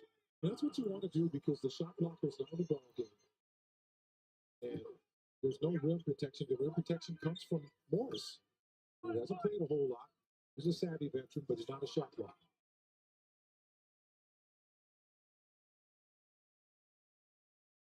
The teams now in the bonus for the remainder of this first half. First come off the bench. The second best score for the Mavs after Dinwiddie now with 11. Really getting the free throw line. Shea chips it over to Dallas, always trying to get the ball out of his hands. Wallace no good on the three. It's going the other way. Dallas, one of those teams that is so committed to getting the ball out of the hands of SGA. They are willing to throw that double team up there at all times of the game. Morris missed his first shot. Man, he's one of those guys who need to make that shot. He's made it throughout his career. Got a nice stroke. It's With by the Marcus Morris, been in the league a long time. J-Dub on the step back, no. 6-point game. Jay Will stepped it out of the pass. Dinwiddie, very aggressive, sending it up to Kyrie. He's just kind of slowly continuing here. Dinwiddie, he's stuck in there. Him and Kyrie had the communication without communicating. Yeah, and that's a kind of a set piece for Dallas. They ran it several times to make a play like that. Shea threw a couple of defenders. And the putback by Wall is no good. Prosper, one-on-one. Jay Will bounces off him, and Prosper's going to get 2 more free throws. I thought this was really good defense. Man. Goes into the body, and he strips the ball. Montaigne is going to challenge this one. Looks like pretty good defense. Jay Will, he's giving it a look on the Jumbotron. Once he in legal guarding position, you can still be moving as long as you're in legal guarding position. And there's 2 components to this. Oklahoma City is calling a timeout to challenge the previously called foul on the play. You've clearly got the body bump where Prosper went into the chest of Jay Will. Then he had the slap down, which looked to be mostly ball. Yeah, he hits him right in the gut, too. It looks like a clean strip to me. If that's a foul on him, you can't play defense. Yeah, that's true. I have to agree with you. Hits him in the gut. And how about this? He gets the basketball. If the Thunder wins this challenge, this is Thunder basketball. Man, he took a hit to the stomach, too. Oh, goodness. There's the shoulder to the body, and he strips the ball. I've seen stranger things happen, but that just looks like a pretty good defensive play by a player against a guy who's bringing the contact to him. I think that's a key component, too. Prosper going into the body of Jay Will. And Jay Will seemed to be in what, in my opinion, is legal guarding position. Then goes for the clean strip. And he took a hit, too, man. That guy's strong. I mean, most players would be balled over in pain when they take a shot to the gut like that. And he just took it, stayed focused, and stripped the basketball. After review, Williams is a retreating defender and makes legal contact with the basketball. Therefore, there is no foul on the play. The challenge was successful. As this was a successful challenge by Oklahoma City, they retain their timeout. They also have the ability to challenge once more later in the game. Resumption of play will be with Oklahoma City basketball, 24 seconds on the shot clock, and the game clock is 2:26. Yeah, that last little piece I was talking about, Jay Will stripped the basketball. It's not over in the NBA, folks. The review plays, and he stripped the ball, and he picked it up. That's what gave the Thunder the basketball. Even in possession is why the Thunder have it. The interesting part about Petronius' explanation is that watch out for the backside. Three stuck in there on Casey Wallace. Prosper, he misses for the left hand. Dallas able to take it right back. That sneaky steal by Irving, and it's a 2-point game. Short made one for that spot. Now he's got 2 from that spot. That's what you want to do. Quick passes. They're basically trying to take the ball out of the hands of Shea every time he touches it. Prosper, the SGA who picked up his dribble. Short, through screens, Irving. Randall miss with him. The move, usually so good with that touch shot. SGA off the deck, pulls up. 2 straight possessions. He's trying to get some points up on the board before the half. It's just a quick shot. As Irving will come back with a 3 of his own. This does not take much. Kyrie, just 8 points here with some timely plays for the Mavs with that steal and then that three. There's another double team on SGA. Quick pass over to Jay Will. Baseline pass picked off. Kyrie, multiple options, extra pass, right back up to Prosper. Nobody wants to take that open three. Neither did Kyrie Irving either. That's a guy to knock down that three. PJ Washington. That was an unselfish possession for the Mavericks, and the last place you want to see PJ Washington is in the corner. He is deadly as anybody on this Dallas team. SGA pulls up, his people on the right side. It is a 2-point game, so back-to-back threes by the Mavs. Kyrie's going to try to take this down. There's something about the Mavericks and the Thunder. These two teams always play close games. Morris, no. We got time. On the heavy pressure on SGA. Son got through two. Floats in there. Got the shot off in time, but it's short. To close out this first half. And so SGA finishes with 13 points.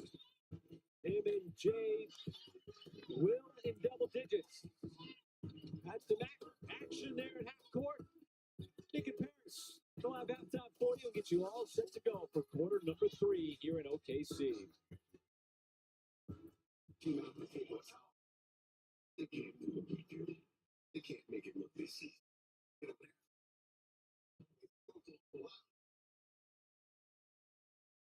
8 games of NBA action on this Wednesday evening. We've got the best of the best for you right here on this edition of the NBA.com Top 10 Plays. At number 10, Rockets on the fast break. Tari Eason gets bumped and throws up a wild circus shot that takes a friendly bounce and falls in.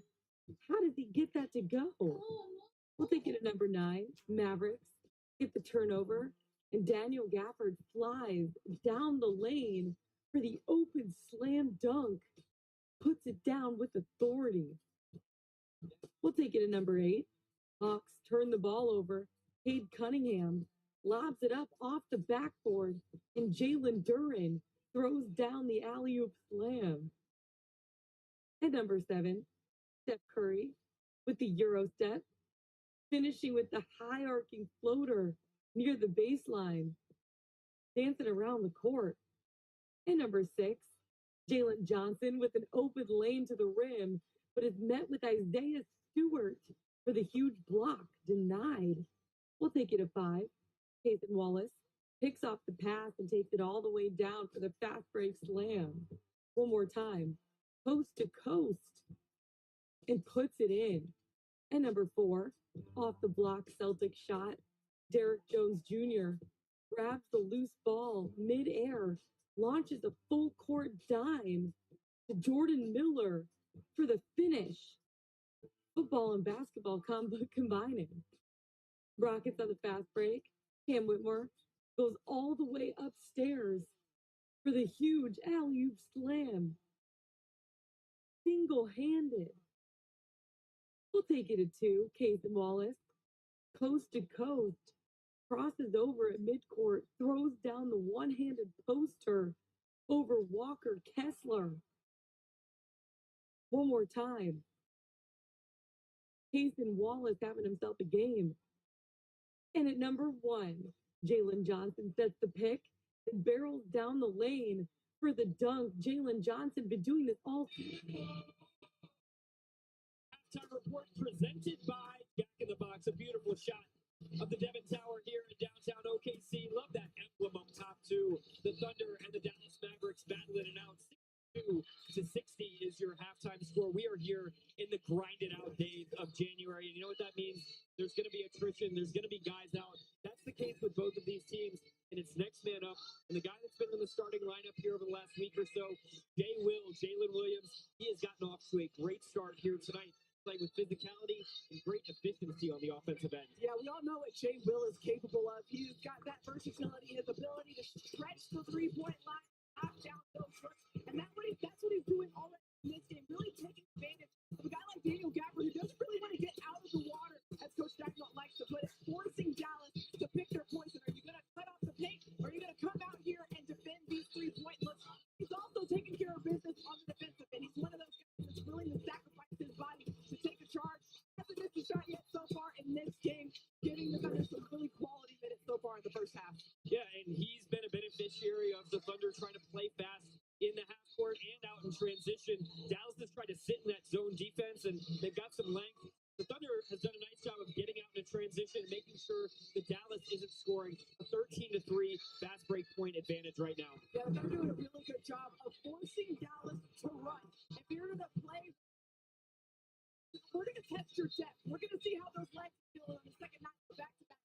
This is how the Thunder typically operate anyway. They're a team that likes to play with pace. They like to get out in transition, and a lot of starts ability to get stops, get steals, and get out.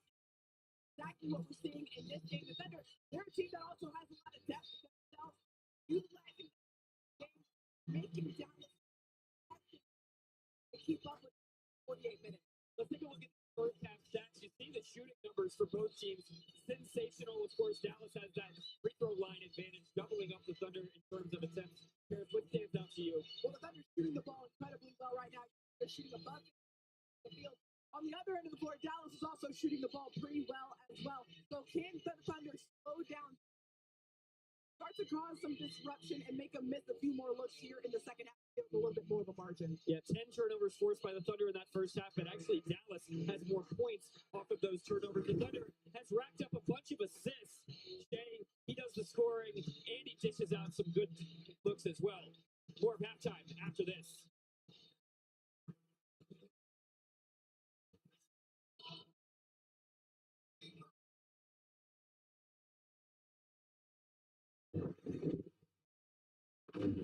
He had picked up his dribble, it was the Cardinal saying in that painted area. Oh, Shea, right where Shea good on him. Finishes with the left hand on the reverse. We'll get T fixed up here as George throws up the three, comes up short. There's that leak out. But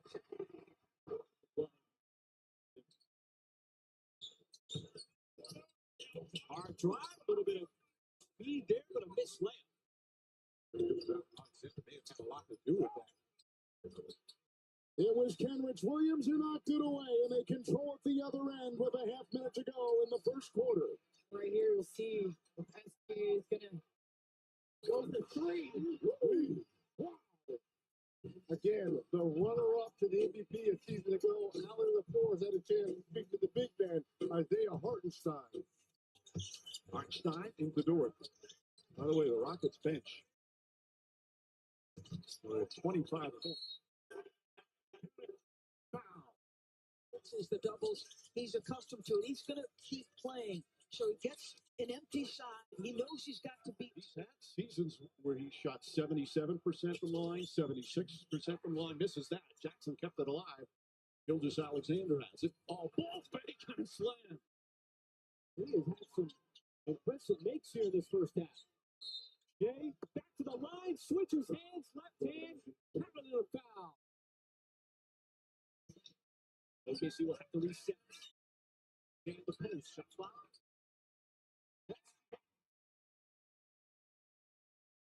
A 41 point.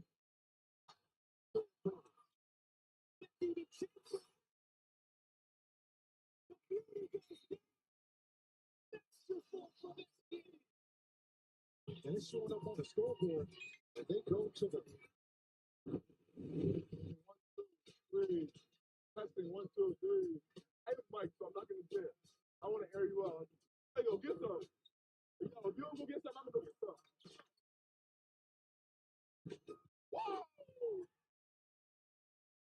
Whoa! There we go. Yeah. Come on. Come on. Stop. Stop. Stop. Stop. Whoa.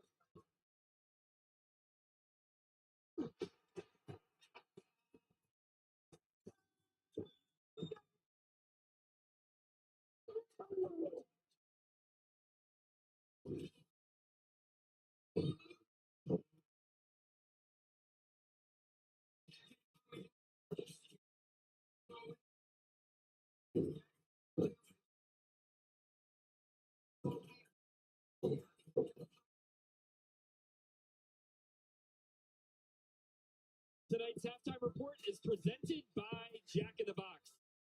Some good action here inside Paycom Center. Thunder up by 2 at the break over Dallas. News and notes from around the NBA are brought to you by the University of Central Oklahoma.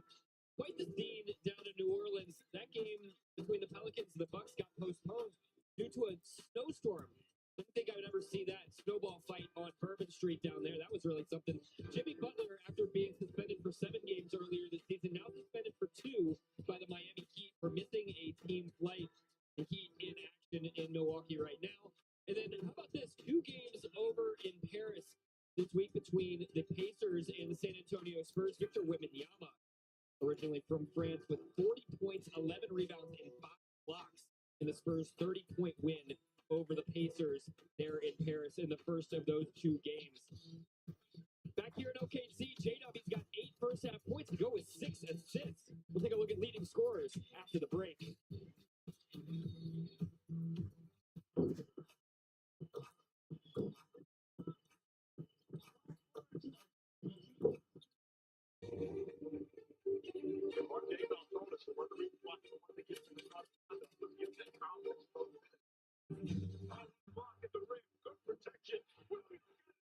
I was shorter.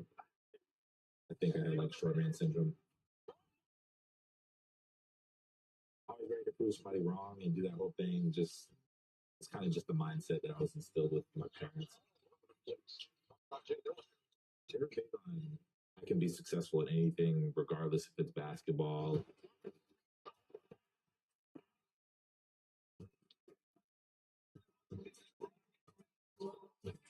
They always made sure to tell me they were proud of me. So I think when you have that aspect, it just made me real comfortable to go out there and just give it my all, regardless if I fail or not.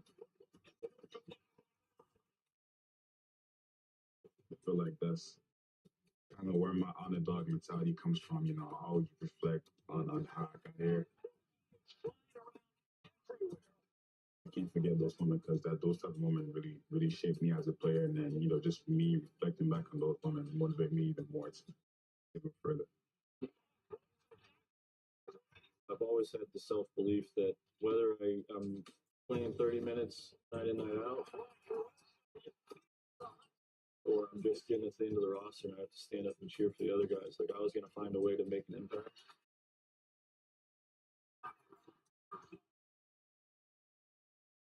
I realized that and had the self-awareness to see that I was capable of doing that and I was achieving these things. From there, each time I did it, just built confidence. I built confidence that what I was doing was right. Once I figured that out, there was no stopping me. The confidence behind all the belief. Tonight's halftime report is presented by Jack in the Box. Great night here at Paycom Center. Some entertainers in addition to the great game on the floor. Let's take a look at the leading scorers in the first half in this 2-point ball game. For the Dallas Mavericks, it's guys that you're not used to seeing on this list. Spencer Dinwiddie with 14 points on 6 of 7 shooting. How about Omax Prosper, 13 points on 4 of 5 from the field. For the Thunder, Shai Gilgeous-Alexander with 13 points to go with 6 assists. J-Dub with 8 and 6. And how about Jalen Williams? We talked about him earlier, 12 points. Chris Fisher and Michael Cage will get charged up for the second half. This has been the Jack in the Box halftime report.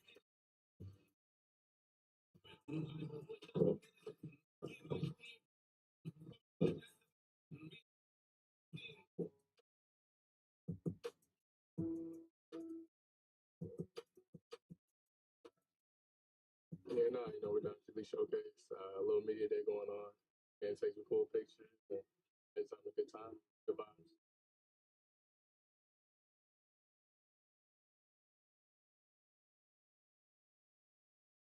Yeah, free person, by the way, phenomenal guy.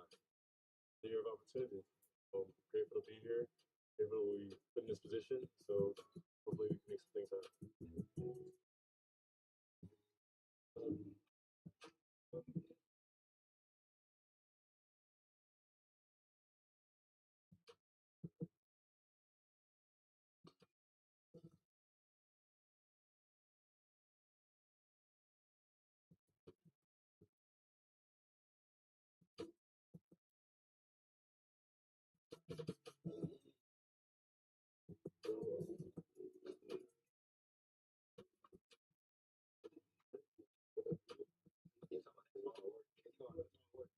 think it means everything. I think, not to be someone you're not, play your game, everything, the work always shows. So the work everybody's been putting in, not to like change that, try to be a different player out there, but to understand, it's a little different with more eyes watching, bigger opportunities. It was a pleasure. It's a Rivals Week triple header. First, Denver Nuggets, Minnesota Timberwolves. Two teams from the West put each other to the test. Next, it's the Boston Celtics and the Dallas Mavericks in a red-hot finals rematch. And then legends collide with the Los Angeles Lakers go head up against First half between the Thunder and the Mavs who are playing for the second time in a week. You would expect that 2-point game before we start the third. Let's get an update from Paris. Thanks, Chris. Well, Dallas shooting 53% from the field in this one. And I asked Thunder assistant coach Eric Maynard, what's key to slowing down Dallas' shooting in the second half? And he told me the Thunder got to let a lot of Dallas playing B guys get easy looks in that first half.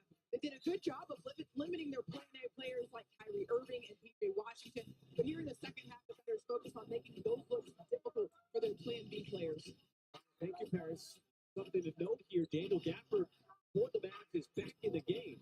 Wallace pulls up just short of Gafford. First shot of the third quarter, and he left it short. Saw Gafford go to the locker room in the second quarter of the first half. So, Michael, what do you expect here in quarters 3 and 4? Well, you want to see the Thunder continue to move the ball. I mean, they've done a great job of getting out in transition. Those fast break points are starting to pile up. They got a 13-3 advantage. 2-on-1 SGA, and that's the second game in a row where you've seen SGA smoke a layup. It does not happen very often. That was on a 2-on-1 too, and there is Washington slicing through the defense for the layup to tie this game at 62.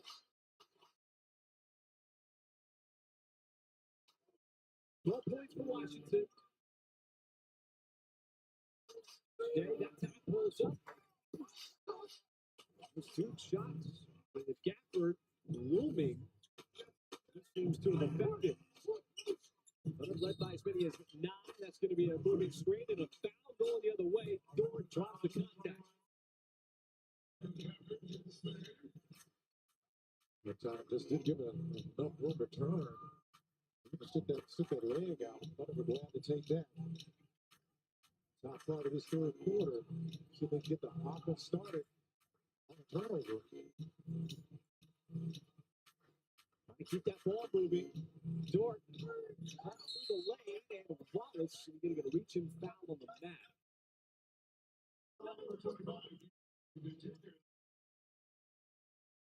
So PJ Washington Jr. picks up the foul.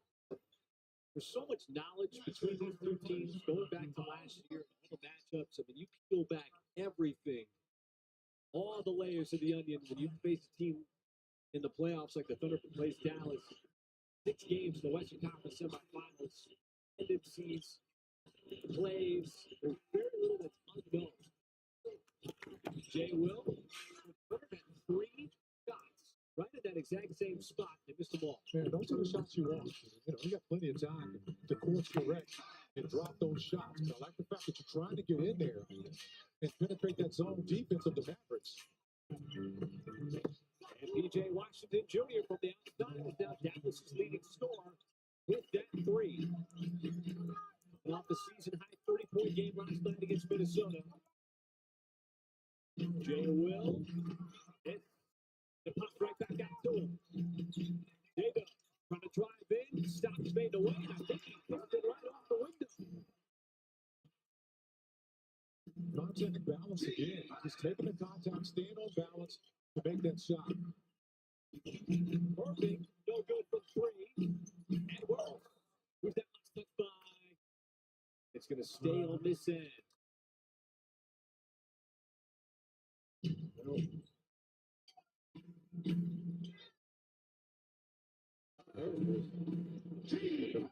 Those two. No hard, no foul, Boston. You're down to half the ball with now under 10 seconds remaining in the shot clock. 3, Gafford catches the basket 2, 1, spins, left hand, and he beats the buzzer with the hook. Nice shot. Under pressure and good defense by Jay Will. Look at this early double team. Shea saw that a ton in the first half, but Jay not able to beat him with the pure stroke. He usually gets it going in that third quarter. Dinwiddie gets bumped off his spot.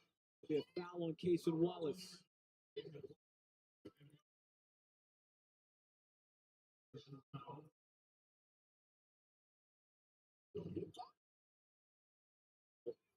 Discussion as to whether free throws are on the floor. Officials right there. It was initially pointed toward the sideline. Obviously, the Mavericks are lobbying for free throws. And the official says, look, I'm going to end this right now. Side out. Ray Mitchell just taking control of the floor. So look, let's just get it started again here. You got the ball back.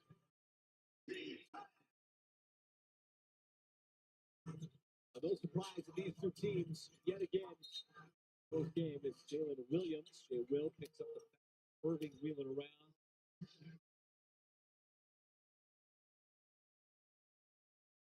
The two games that Dallas has beaten the Thunder were both without Doncic.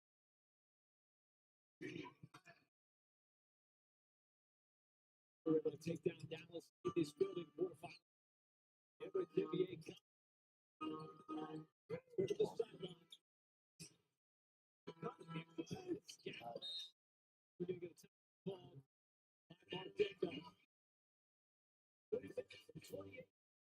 Quarter number 3, the Mavs taking the lead.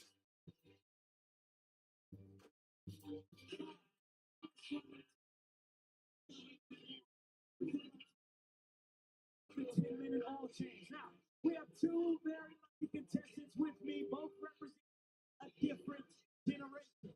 Now, each contestant will have 24 seconds on the clock to try to guess as many images that come up on Thunder Vision from their opponent's generation.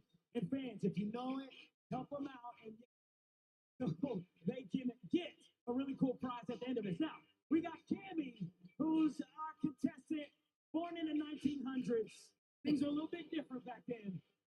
And then we got Jael, born in the age of technology and innovation.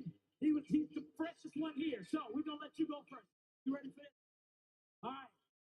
Now, 24 seconds on the clock. Yell it out if you know it. Fans, help them out. Here we go. And the image is coming up now. Among Us.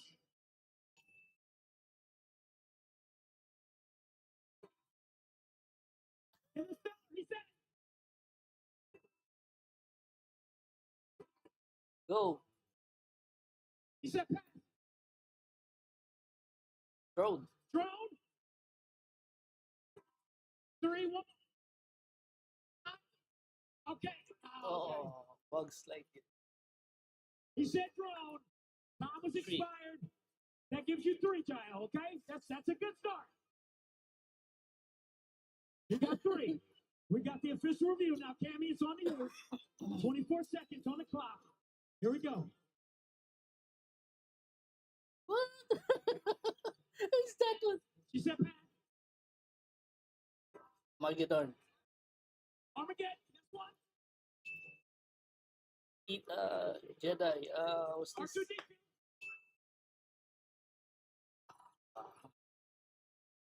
Not now for tonight. Taco Bell takes. Michael, lead us off. Well, 13-3 advantage of fast break points. You want to see the Thunder continue to ride the Pony Express. Nick, home on the range is a great chance to gallop through the end of this homestand and defend home court, guys. Paris. Well, Dallas has shot about 40% from 3 all night long. It's key for OKC's defense to wrangle the Mavs threes. Got the ball well, but run the horses. Try to inject a little bit of pace, a little bit of energy. Get moving down the floor. See if you can try to create some easy offense on the move against this Dallas team. This game just feels more like it's been a little bit of a lull going back to the second quarter. And that's going to be something to watch out for the Thunder, is their ability to do that. This relentless double team on SGA, and it results in a Kyrie Irving deuce. The Thunder turn it over there. Rare turnover. You see all that pressure. The Mavs basically doubling down on doubling SGA. All the attention that he's getting. And that top not able to shoot over the top. I don't know if we've seen yet, Michael, a team sell out this hard. I mean, we've seen just about everything is Irving on that left hand, no good. But have you seen a team sell out this much on a double? Well, when you come out, you're coming off a 54-point game, you got to do something. And the moving screen on Jay Will is going to send that the other way, similar to the screen from Gafford. So a very slow start out of the blocks. Here to open up this third quarter. Jason Kidd, he's one of those coaches. He'll do anything. Well, and most coaches will do anything when you're dealing with a player that put up the kind of numbers last night that SGA did. You got to find some kind of way to get the basketball out of his hands. As Irving hits on three to put the Mavericks up by 8. Paris mentioned that the Thunder did a good job on those A players in the first half. Kyrie, one of those A players. But all of a sudden, he's starting to heat up here in the third quarter. A good point, too. It's just being able to check shot that guy. You have to put third quarter, Jay, to speed up this game. Right now, in favor of the Mavericks. Because the Thunder are taking the ball out. Nato, who was great in the fourth quarter last night, this is going to be a late listed foul. And now you get a technical, I believe, on OKC. Well, I think they called a foul on Lou Dort. And then now they're going to look to review it. Nick Booker gave the indication that there was a technical.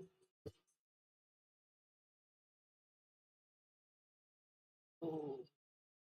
Dort with that right hand, that right arm got Gafford right where you don't want to get hit. You just see it. It's big or He small. immediately. The on-floor ruling is a common foul on Dort. There's also a technical foul on Williams. Replay will be used to see whether there's a potential hostile act, whether anything unsportsmanlike or flagrant occurred on the play.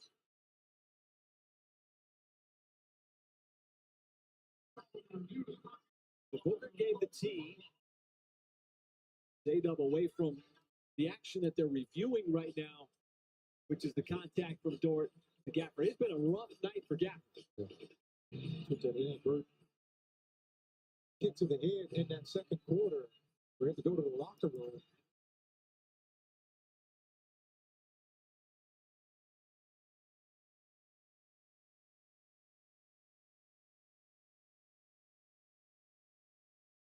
J-Dub not happy with the call. You can see the reaction there, pretty demonstrative from him. Didn't like it out on the perimeter. After the Thunder, you're hoping that this is not upgraded. It didn't seem like there was out of ordinary movement, I guess I would say, Michael, on that act there from Dort. I mean, that right arm was kind of trying to fight through screens and what I would consider to be a normal movement. But you never know here. Dort, would he have gotten that right arm maybe a little closer to his body? Probably, but there certainly wasn't any kind of reach out or. Well, I think it was a foul. And officials, the letter of the law, are not going to judge your intent. It's just, what happened on the play. And obviously, he got hit in an area that's can be painful. Let's see what the ruling is here. After review, the contact that delivered by Dort was deemed to be unnecessary and excessive as he delivers a blow to the groin area of Gafford. The play results in an ejection for Dort and a flagrant foul penalty too. Ejection? There was a technical foul on Williams prior. Flagrant foul too? Play will be resumed with a technical foul shot for the technical for Williams. Then Gafford will shoot 2 free throws for the flagrant foul penalty too. Dallas will have possession of the ball at the free throw line extended. Shot clock will be reset to 24 seconds. Wow, that's a lot on that play. My goodness. Lou Dort has been ejected on a flagrant two. Contact that is unnecessary and excessive, it was deemed. We haven't seen that all year. I've seen a flagrant two, and it takes a lot of contact. Dort with that right arm, not contact in the wrong spot. So this could be a huge possession for the Mavericks, who already have control here in the third quarter. That's the technical free throw for J-Dub. Now you get the 2 free throws for Gafford on the flagrant foul. And then Dallas is going to get the ball out of bounds, side out of bounds. In what could potentially be a 6-point possession if Dallas makes a three. These are the 2 flagrant free throws for Gafford. And the first one is good.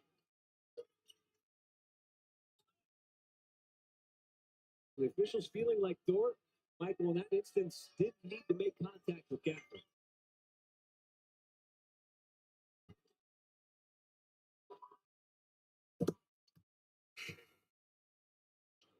So that's 3 points here at the free throw line.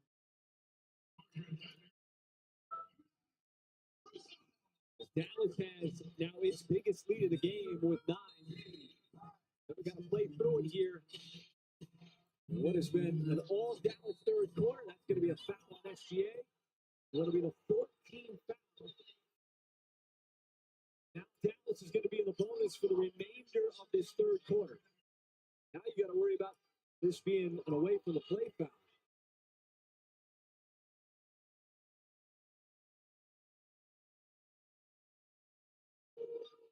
And minimize Petratus on a word.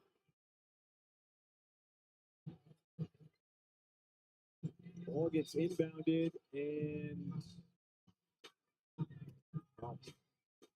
Not about to survive this moment. Calls have not gone their way. They might have caught a break there. SGA clearly committed that foul prior to the ball getting inbounded. He will get fouled. He will go to the line. What is a frustrating stretch here for OKC, but you're going to have to play through a little mid-game adversity as Dallas has completely taken control of this game. Kyrie felt that arm in there. Got the foul call on Cason Wallace, who picks up his 3rd personal foul.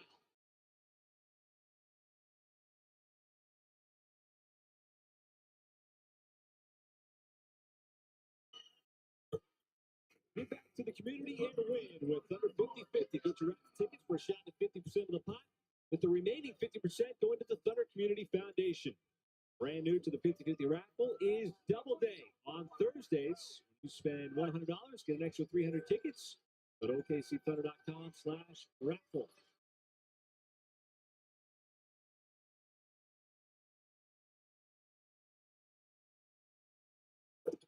Five points for Dallas. The free throw line. Shea. Punched away. That Kyrie Irving has just been a menace on the defensive end. Forced some turnovers here in this third quarter. It is a 19-6 Dallas quarter so far. Irving pulls up at that time. See if Wiggins can inject a little pace here. Dallas is falling back in its own defense. Just trying to stop the dribble penetration. And then just be patient and move the basketball. That's a good dribbling right there. Also going to next sort look. 8 2 threes in the first half. Washington aggressive and scores again. They want the pressure up top on SGA. They're really trying to get the ball out of his hands. Kick out Wiggins. It's trying the 3 is off. The Thunder offense has gone dry. Dinwiddie way outside. Back out, no good. Position for the Thunder get some motion going offensively. Just keep trying to attack that pace. That's one way to get some points. J-Dub's going to go to the free throw line. Well, you have to find a way to get officials to blow that whistle on your end. The Thunder has 7 free throw attempts at halftime, still sitting on 7, while 19 for the Mavericks. That's a big disparity, but you're hoping you can close the gap for this next quarter and a half. Now through January 30th, store and save exclusive deals on Kraft Heinz products like vegetables at your local Homeland grocery store. For more information, download the Homeland app or visit homelandstores.com. And some much needed offense coming here at the free throw line. Daniel brings in Dylan Jones. SGA,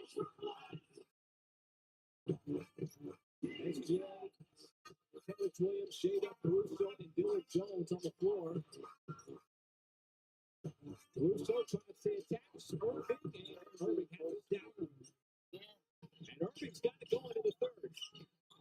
Both offensively and defensively. Shade Up from the outside. He's got it going in the third, too. Leading score for the Thunder here. 15 points.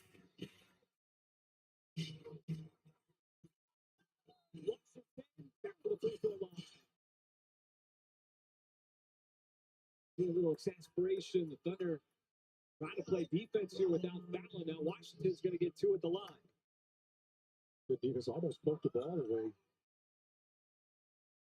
There was that reach in at the end.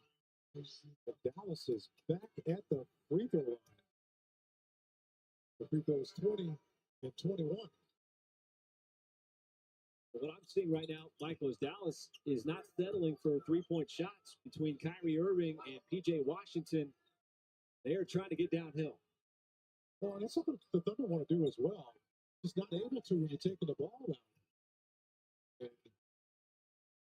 And, sometimes you just got to see the ball go in the basket. And just get your offense started. We talked about one of your keys at halftime, was speeding up the pace of this game.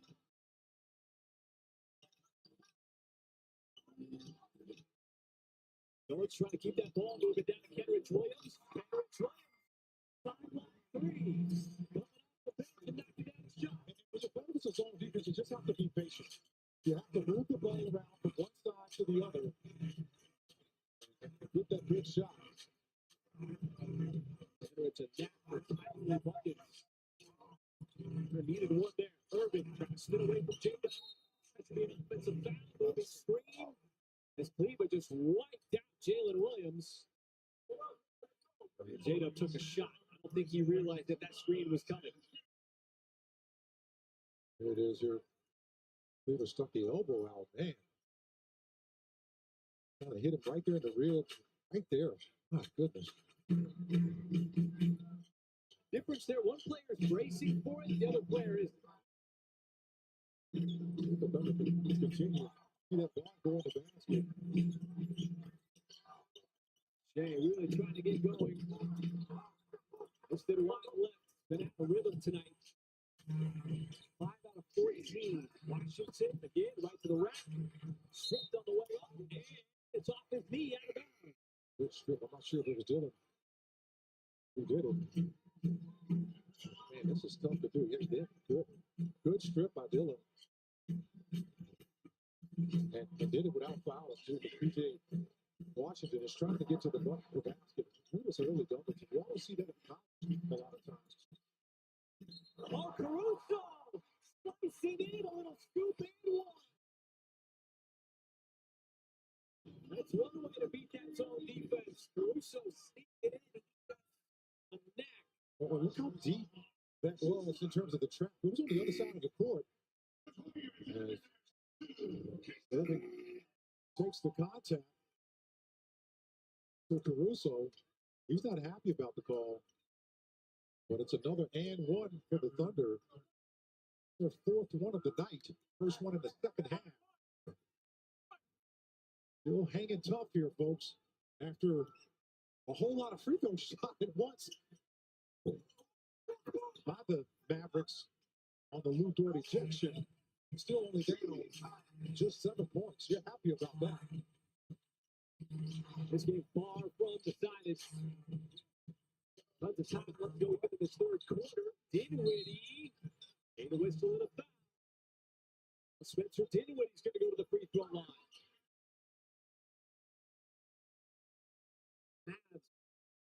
They're getting where they want to get to. They're driving invariably. That's an illegal screen, by the way. He got nailed that time up top, and he's really upset, rightfully so. He took a shot, man. He even went to his knees after he took the hit.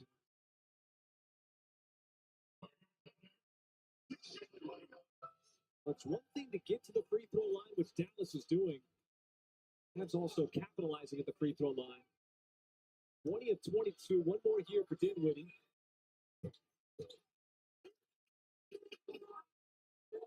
Understood. Good position here, folks, with a whole lot of time left in this ball game. You just got to be patient and keep seeing that ball go in the basket and get stops every now and then. Wallace. Way short, Russo. Plays it midair, but the ball never hit the rim, so 5 seconds. Russo off the deck. Working three. By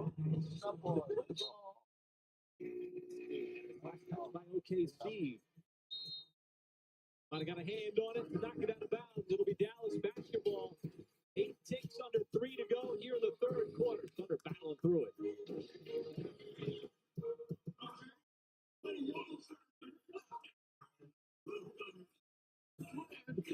With the Airco Service look-alike cam.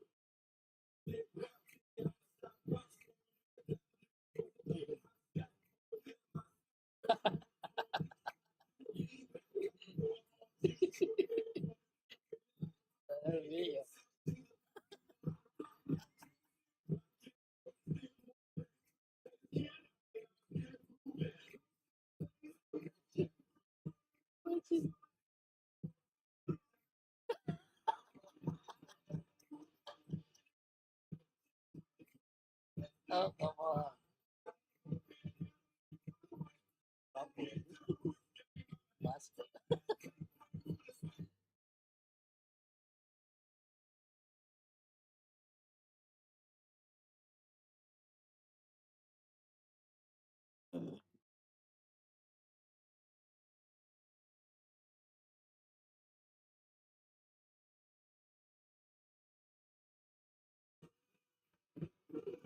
Oh, really?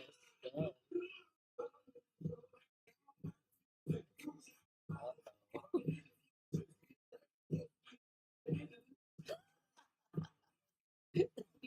You look like it.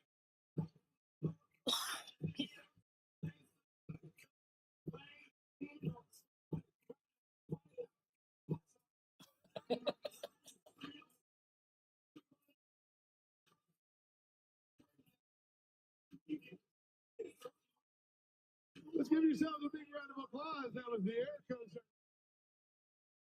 Nice one.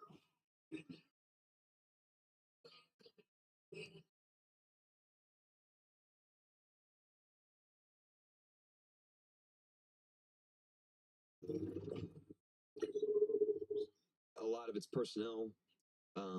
As you play teams more and more, you get more familiar with their individual players, and you can apply that forward. You learn the league, you learn the opponents. We're in that phase with them, but we're in that with a lot of Western Conference teams that we've seen a good amount as well. So at the end of the day, we want to get better tonight. We have a game tonight that we can come out of this better or worse in terms of our habits, in terms of what we're trying to build. It's how we look at every single game. This is no different. And now center head coach Mark Dane on tonight's All You Health Coaches Corner. The Thunder right now trying to get better. They're trying to play for the adversity here in this third quarter.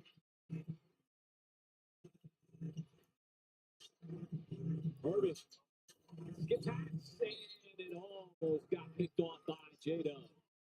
That's good anticipation, too, because it was also kind of like that middleman holding up that area of the paint before he got over there, stopping Irving from turning in there and making a move. Dallas has to operate hastily. Drive, step back shot, no good. And pops over. Wallace, nope, it's Dinwiddie.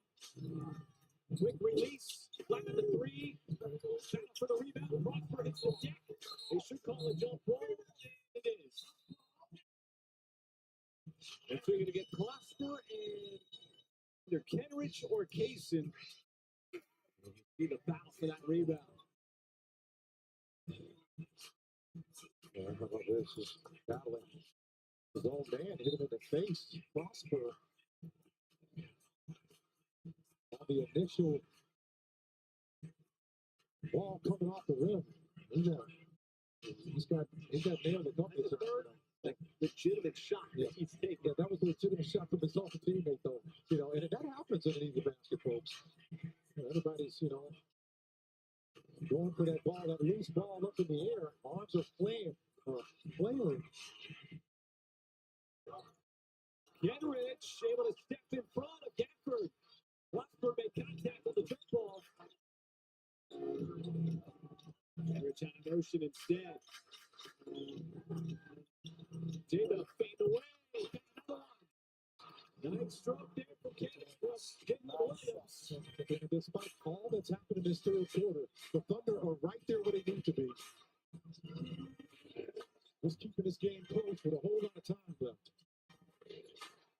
Prosper speed and more free throws for the Mavs. We've already taken a ton. It'll be free throws 10 and 11 for Dallas in the third quarter alone. A nice move, I tell you, man. He's so good in that third quarter. Ball barely touches the net. He's got 12 now. And very consistent on the night, even with the spurt here in the third. Come off the bench have been huge for the Mavs. Stand corrected. J-Dub with 21. They will with 12. They're doing a good job of just keeping the Thunder's offense going here. But it's been a tough third quarter. You just got to survive for the next minute and 54 seconds. Still just a single-digit deficit. With 1:45 to go in the third. Still getting closer here. J-Dub slip pass. Jalen Williams. Blocked to the backside by Washington. That was a big-time block right at the rim.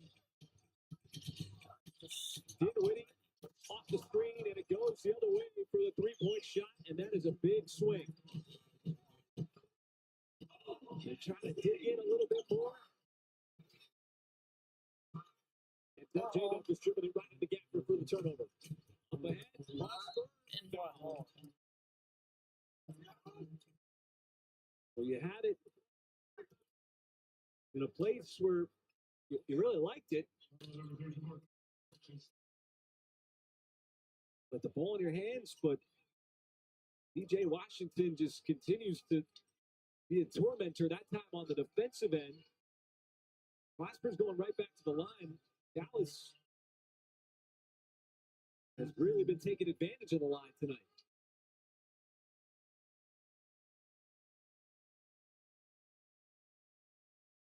But Prosper has missed his second in a row at the free throw line. Late first-round pick back in 2023. He's been averaging 2.7 points per game. He's got 14 on the night. A player with a lot of athleticism. He does a good job of putting the ball on the floor quickly and just beelining it to the basket. That's why he got fouled on that play. Two free throws, he missed both of them. They missed them both. Like they couldn't grab the rebound. Gafford getting on his backside there, causing enough problems. And Dinwiddie, they stepped out of bounds. I think he did. Both teams. Crisp there, Jason Kidd is deploying a very aggressive defensive game plan tonight in SGA.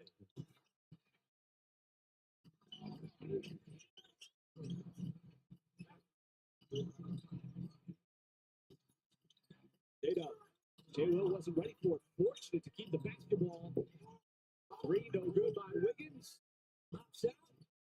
Gafford, SGA's able to scrape it up off the floor. Drives in, collapsed on, fades away, no good. Wiggins. And pops over to Washington. Wiggins back in the game here, third quarter. Soft case and Wallace. And on that little mid-range shot. But a 4-second differential between shot and game. J-Dub. And he got blocked on the drive. And he's going to go to the line. Trying to continue his solid third quarter. And that's what you want to do if you're the Thunder. You know, looking forward to this fourth quarter. I mean, just get out. There's no shove there by P.J. Washington. Didn't look like a whole lot, but when a guy's going full speed like that, it doesn't take that much. The Thunder just found a way to just keep getting to, you know, the free throw line here. You know, there's just a decided advantage.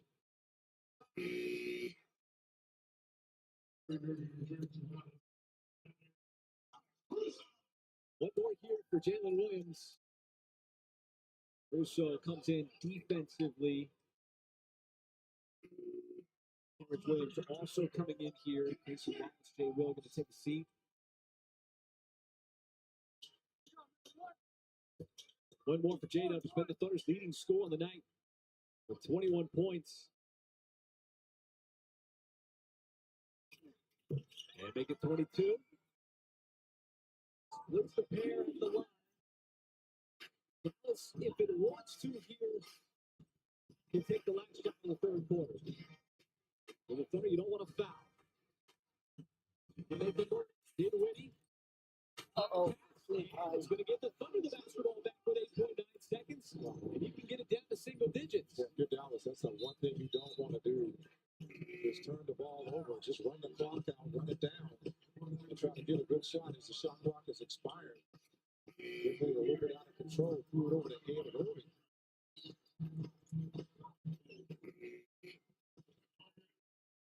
See both coaches now trying to get the substitutions right. Offense, defense. Martegno brings out Carlson. Can't out the corner, but the ball's in the hands of SGA. Trying to get a little bit of space here. Clock spent quarter with 5. Drive starting. Shea didn't get the double instead.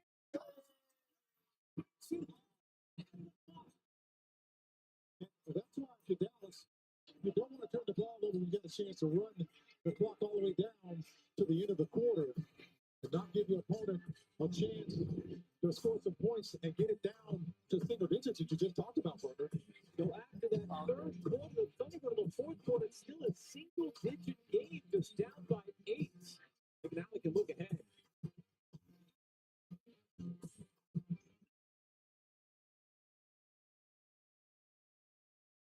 After replay review, the 2-point field goal is confirmed as good. Hey everybody, welcome to 24 Seconds with Shea Gilside team. My fashion style is unique. I'm checking the gram once in a while to see his fit. Is the king of drip up court? The guy in the team that talks the most is Jalen Williams.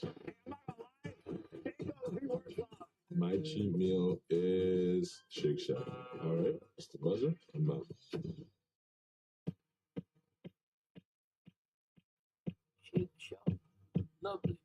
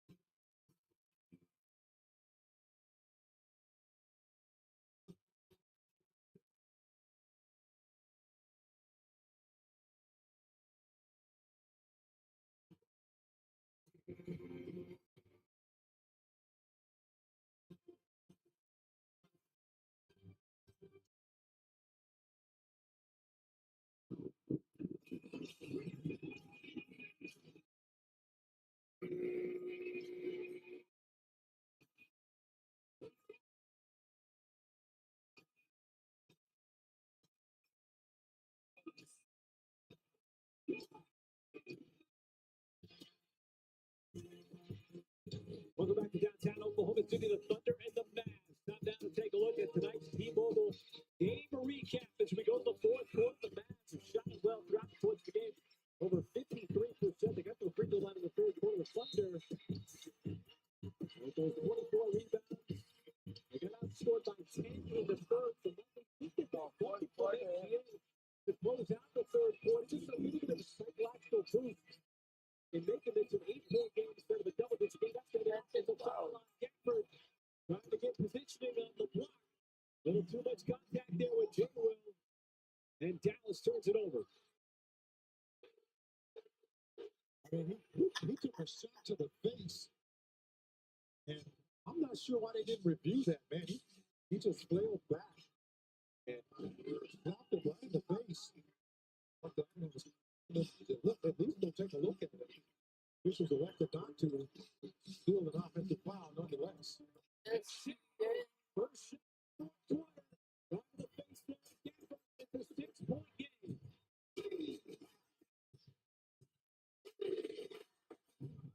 Crowd trying to inject a little bit of energy. Irving. And Kyrie Irving just so good on start the fourth quarter.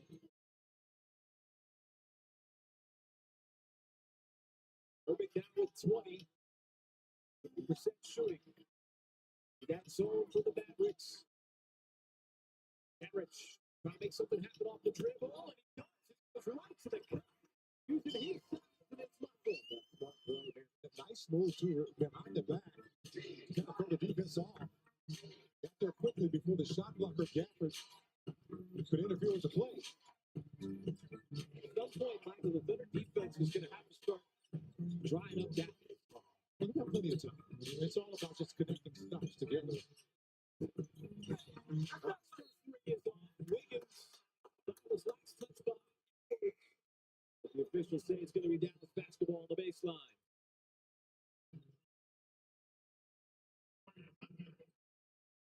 Hard to say.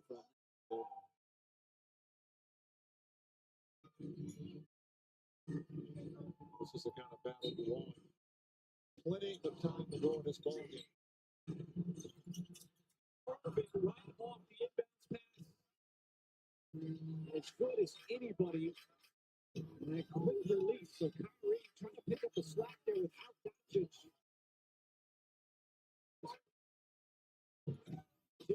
Push up, no. Kick out Wiggins. Open three. Tapped up, bounce. And this will stay on this end. Good battle with the glass. Give the Thunder another possession here. Trying to hang with the Mavericks offense so they can string together some stops. J-Dub. No good. Wiggins. Quick streak in. That pass though is going to be too far for Washington. Trying to start the fast break off. On Irving. A little too much there. Dallas gets it right back. How do you get this offense going, Michael? The Thunder have a hard time scoring here in the second half. Well, you're getting shots. I mean, it's just all about, getting to go in the basket now. Is this going to be a take foul? Officials having a word here. Dylan Williams trying to slow down the basketball on Washington. He went for the ball. I mean, it was clear. He didn't go for the body. I don't know why they're discussing this.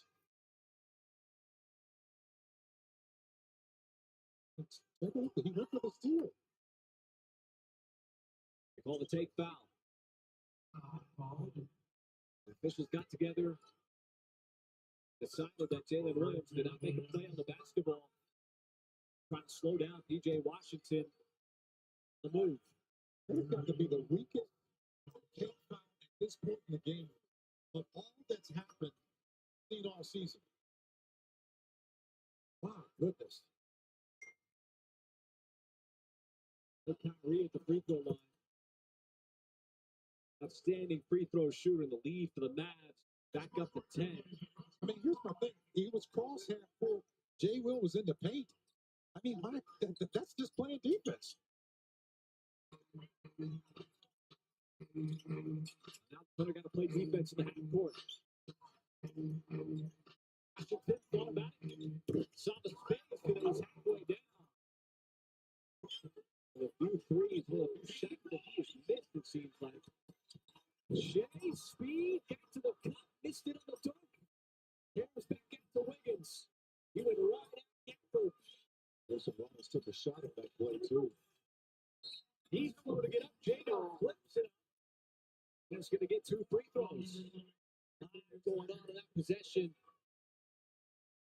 Shea had it blocked on the previous drive on Gafford. This time, he went hard, got up to the rim. It wasn't blocked, just missed the dunk. Wallace took a hit in the face as Kyrie was coming across. And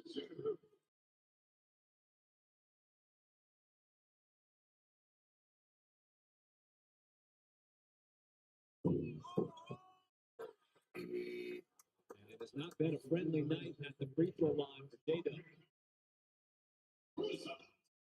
Kyrie Irving swiping across there. Got too much of Case and Wallace. Bowman here sits on the bench.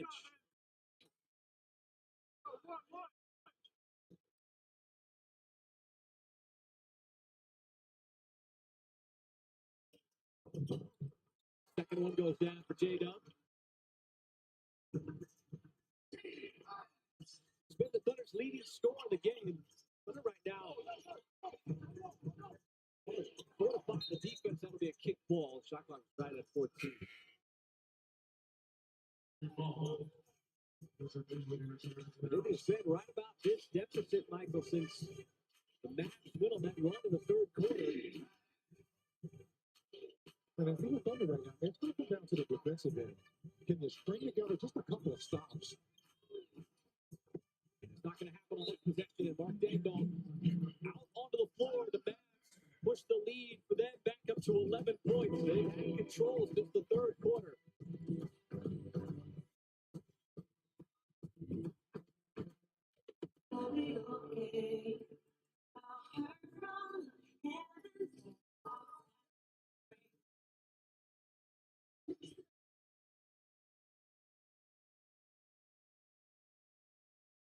This copyrighted broadcast of the National Basketball Association may not be retransmitted, reproduced, rebroadcast, or otherwise distributed or used in any form without the express written consent of the NBA.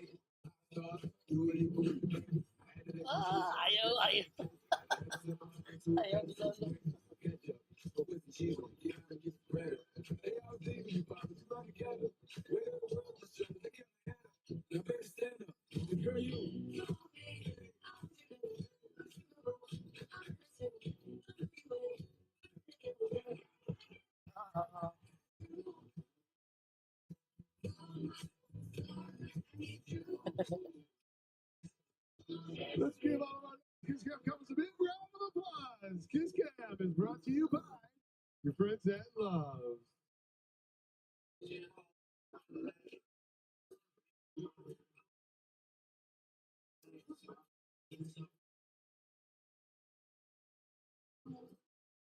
Let's take a look tonight's homeland dish of the game. Wiggins finding Brandon Carlson on his second 10-day contract. Well, and you love it how it's coming, too, because this is not the basketball. This is what they want to continue to do here going into the latter part of this fourth quarter. Just move the basketball. Dallas is loading up the paint and just skip passing across to a shooter. And he knocked down that shot. Got a couple of big shots in the last couple of nights. But Carlson, as you mentioned, signed a second 10-day contract this week with the Thunder. First-year man out of the University of Utah. Trying to make the most out of his opportunities. They're going to have to take advantage of their opportunities here for the final 8 minutes and 40 seconds trailing. Leva is going to commit the foul. Kenrich. Look, Kenrich Williams to the free throw line. Okay. Nice little pocket pass by Caruso to get that ball in the middle. They're going to double team Shea out front. You know, they're doing a good job now of getting a guy to the middle who can turn and make a play. Caruso did just that at finding Williams. He's got two free throws, too much needed free throw for the Thunder tonight. Now, quick word from the Oklahoma Ford dealers. Visit your local Oklahoma Ford dealer today. Ford is built for Oklahoma. Mavericks have consistently doubled up the Thunder at the free throw line tonight.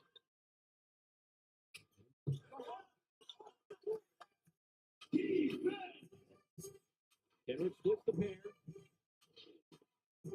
Thunder certainly wants to start putting together some solid trips on the defensive end. Jones, but that was a beautiful slip with a big layup there by Edwards. Can the Thunder take advantage? Nice play. Shea attacks and goes right in. Cleveland scores with a left hand. That is going up against an unset defense. Irving getting that pressure. Caruso trying to recover. The ball goes back to Edwards. Didn't work the first time, so Irving keeps it. Tough step back shot into the face. And good defense by Caruso. Data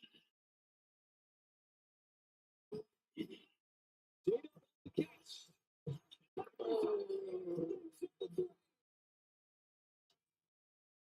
Just like that, two consecutive possessions that result in points to get thrashed and 10-point lead in half. Well, that's why sometimes you got to play this game like a riverboat gambler and just have a short memory. Right now, the Thunder's offense is doing just what it needs to do. Most of it.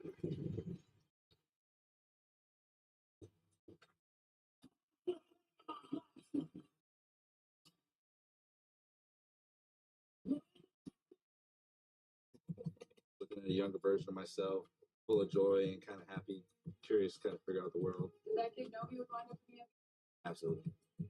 100%. I think my parents just kind of instilled in me from a young age, you know, you can do anything you put your mind to, and then just kind of run it without throughout my life. I kind of knew it was going to happen. Is there anything you would say to that kid today? Just stay the course and, you know, continue to be yourself and get to places you want to be.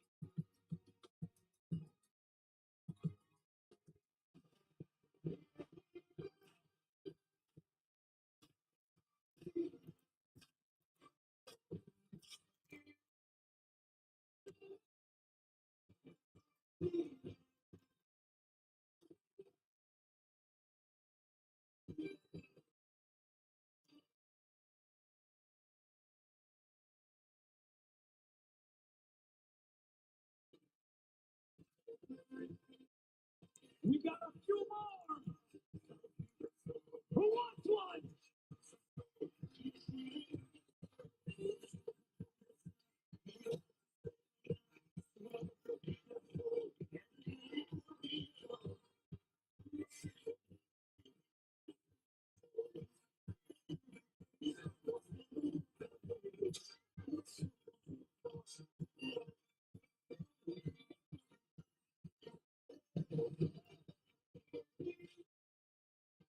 Looks like Rose's got a few more.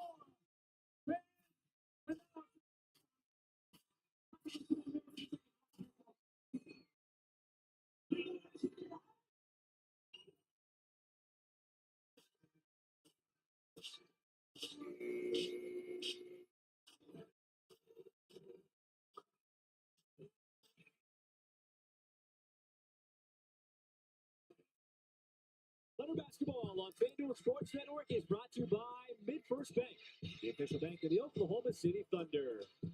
By Devon Energy, commitment runs deep. And by your Oklahoma Ford dealers. Ford is the best in Oklahoma. Final home game here in the month of January before the Thunder head back out on the road against Portland and Golden State. And a lot of time left to go in this game. Michael, 7 minutes and 36 seconds. You saw there just a little tiny burst by the Thunder. 5 quick points. Yeah, just like that. It's a 2-possession game. The Thunder's offense is turning up points at the right time. He's got to continue to string together stops. On to get Caruso once again disrupting and busting up.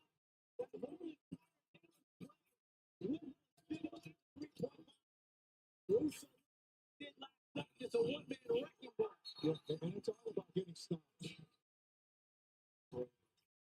He has been everywhere. He has stuck his nose in a lot of plays like that. He's been out successful today. Trying to set the screen. Three up at GA. That'll be a reach and foul. I believe that's going to be on Kyrie, and so that's going to be the 14th foul on the match. One more. The Thunder are going to be at the free throw line. Get a bonus for the remaining 7:06. A two-possession game. You got the basketball. Plenty of time left in this ballgame, folks. 7:06 is like an eternity by NBA standards. Jang, hesitation. Once again on Gaffer. Got the shot off, and he's going to get a trip to the line. And see, he's forcing the officials to put in that whistle because that guy right there, he's forcing him to come out away from the basket instead of trying to block his shot at the basket. Shay's doing a great job of being patient to draw Gafford the shot blocker away from the basket, and that's what he's doing with the ball. And you saw Gafford kind of disturb one of his shots at the rim about 4 or 5 plays ago. Mark Dagnall talks so often about how to learn through situations and experiences. And this is another one for the Thunder because of how Dallas has played defense tonight on SGA. We have seen so much aggressive defense on SGA's. Caruso is going to take a seat. And Caruso just been spectacular in the defensive end. But to see the double team on SGA come as quickly and early as it has tonight is something that he can work through. Remember going forward. Just like that, when we were talking, how you going to cut into it? Get a couple of stops. And all it takes is a couple of baskets when you get those stops. Well, they double Irving. That was dangerous. Double Irving and Luka over the course of the last couple of years. Fingers open. That's how Dinwiddie able to capitalize. Henrich is open. Wait short. Hey, Washington. Dinwiddie extra pass. Clean ball. Not that time. Not even close on the three in his first shot of the night. SGA will analyze the defense. See what he can do here. That double team. Henrich. Love that spot in the middle. When he gets off the pass. Henrich is so good. And it went right through Cleaver's hands. It was so clean and quick. And just like that, another two-possession game. Trying to get the ball to the end. It's a miss from Dinwiddie. They would have missed 3 moments ago. Able to connect on that one. Shea, the speed, the lead, the shot, bounce, and it's right. The bounce. And it's a 2-point game. With 5:25 left to go. What they're doing is they're getting the stops that they need. Grimes. And Grimes the 3 to go.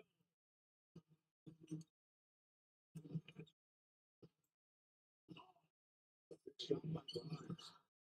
They're struggling with that shot. His first points coming a big moment in the fourth. Over Grimes. And his big night continues.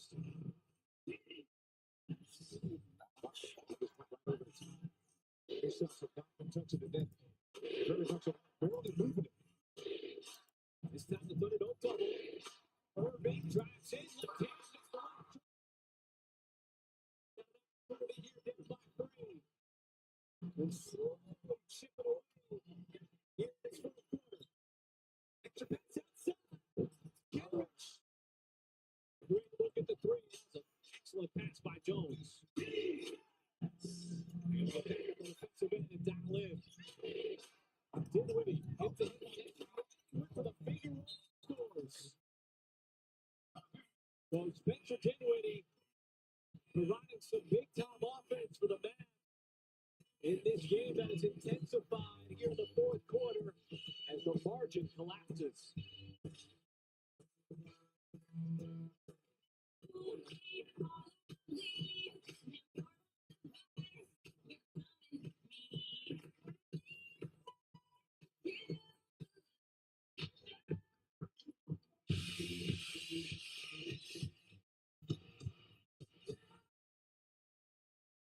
Pepsi?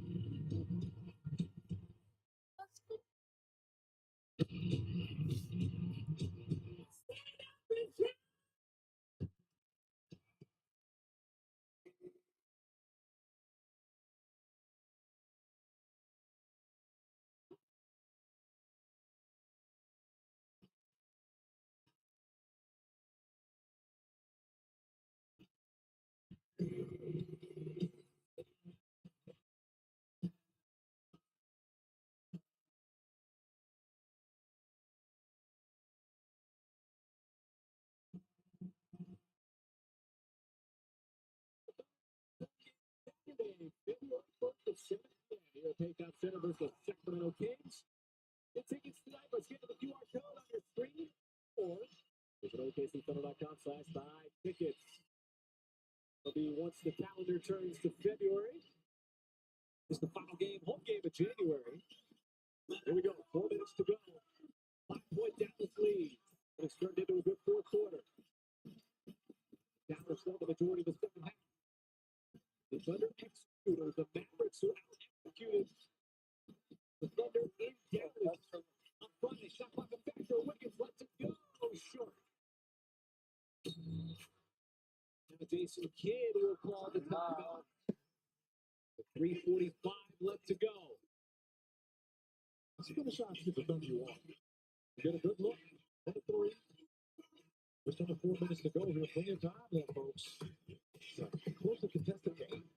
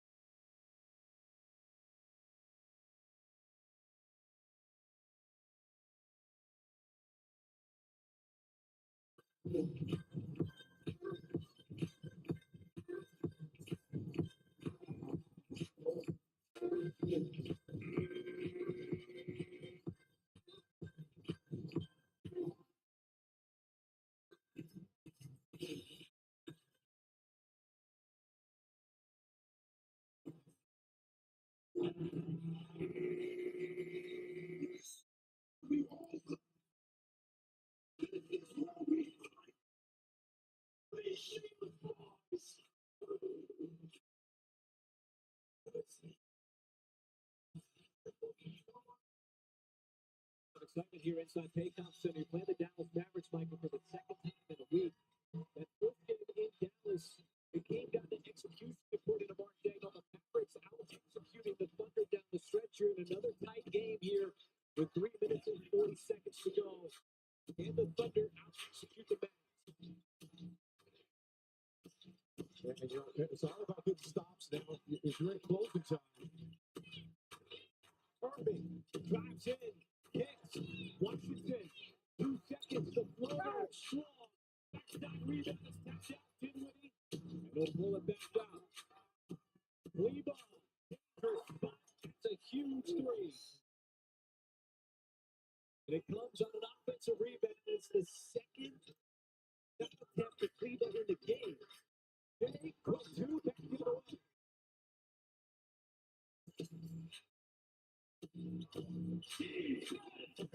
Not been able to get consistent enough misses on this end. And rebound. Down the lane.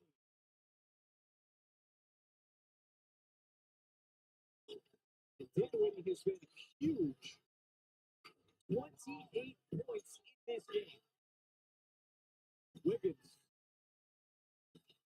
They got through the Thunder. Minutes to go. They go across the lane, floats it up, and it's no good, but free throws coming up. It's much needed to stop the clock. Mavericks coming up with some big baskets here down the stretch. Dinwiddie has just been huge. 11 out of 14 from the floor. Major offense coming. Luka Doncic starting spot. Now free throws for J-Dub. First one is good. All of these important here. Down the stretch when you really need the offense to keep up with the Mavs, when the defense just is not getting the consistent misses. Jason Kidd on looking. A little more aggressive defenses on the season. Fourth career 30-point game for J-Dub. He has been excellent on the night. Wow. Getting hounded by Wiggins. Didn't want to get in the lane, so punched the ball to Irving. That'll be a hand check. Second team foul committed by the Thunder.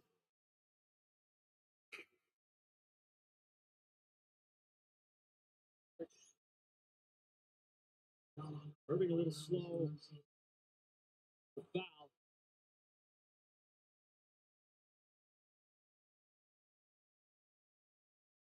Caruso with that on-ball defense.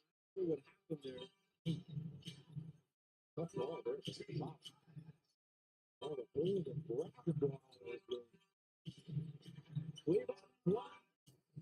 Boy, the man knocking him down from the outside. Blinds 2 threes, and Cleveland, after being completely quiet over the entire course of this game. Shea, off balance, got to the ring, scores. Keeping the Thunder attached. The Thunder right now, you can't afford to trade buckets with them. You have to get stopped at this point. They're running out of time here on the defensive end. Grimes again. Washington isolated on Shea. And free throws coming up. A little fist bump there from DJ Washington. The Mavericks offense, particularly the three-point shooting down the stretch. 2 big ones from Grimes, big one from Kleba. Clear foul there on SGA.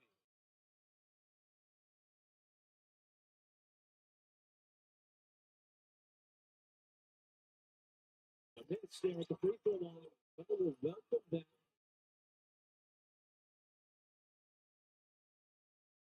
Big night for PJ Washington. 19 points, 19 rebounds.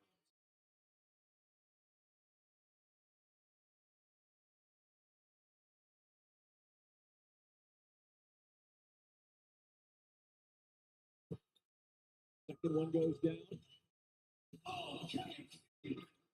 Across the court. Thunder have to operate quickly. Goes for the left, kicks the 2. That's exactly what he needs to make it a 6-point game. Now you can play defense. Oh, Ron flips the foul. Let's see what the Mavericks do here. Double team moving on over. They're going to spin away from it. Got inside into the traffic. Right into Garrett Williams. SGA. Wants the 3. No. It pops over to Irving. Still a 6-point game. And instead of attacking the basket, Grimes pulls it back down. Try to run a little clock. Dangerous back floated up there. To Washington. Plows through.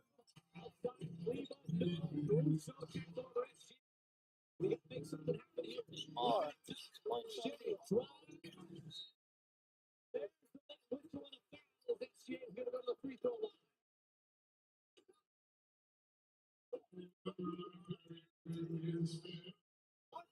Irving picks up the foul. That's number 5. Jason Kidd challenge this, I believe. You had a lot of different opinions coming out of this. You had SGA saying it was a foul. You had Caruso saying it was a goaltend. And you had Dallas and the Mavericks saying, we're going to challenge and it wasn't a foul at all. But they're going to go back and replay this and give it a review. Dallas was challenging the on-court ruling of fouling the shot. And Dallas is doing exactly what you should do, so that they still have that challenge in their pocket, regardless of the outcome. Shea goes up. The last shot down below there. Irving.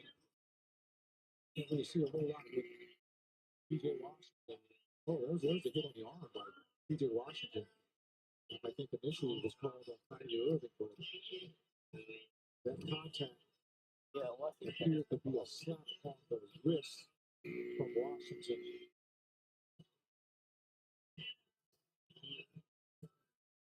This is a good challenge by the Mavericks. They got it in their pocket, like I said, folks. Use it or lose it. You want to get SGA to the free throw line to get those 2 points. Got a decision to make with 31 seconds left. It's clear the contact in Washington on the arm. Right arm of SGA. Right? Hit the elbow, and then he blocked the shot. So it appears right there, folks. They got a good chance to get free throws out of this.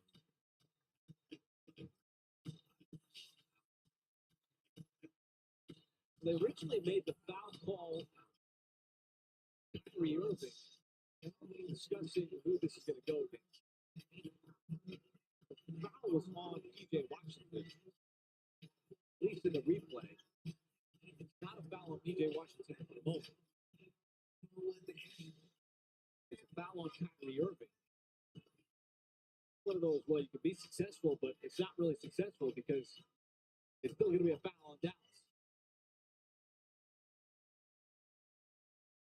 After review, there is no illegal contact on the play by Irving. However, there is illegal contact by Washington as he is short of the ball and makes illegal contact on the wrist of the offensive player on the layup attempt. The challenge is successful. Dallas will get their timeout back and retain its ability to challenge later in the game. 2 free throws for Gilgeous-Alexander, and the game clock will be reset to 32.2. So, big play. And that's what the Mavericks had to do. Challenge that. Successful. But technically, the Thunder's still going to get the 2 free throws out of this. Don't Shea, your best free throw shooter. And the clock is stopped. And you get an extra second and a half added to it. So the challenge was successful in that Dallas gets the timeout back for Jason Kidd. Those quirky rulings.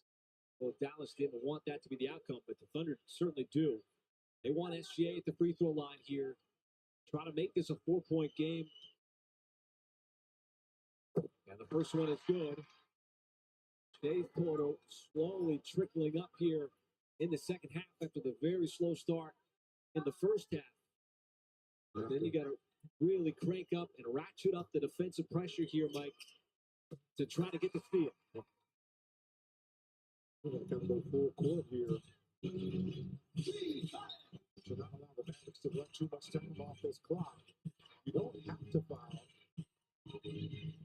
Irving got it over to Grimes. Shea does commit the foul, and that will put Grimes at the free throw line. SGA picks up number 4.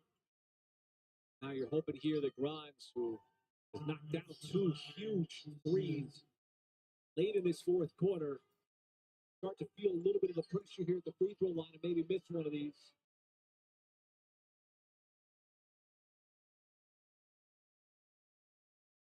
He played at the post.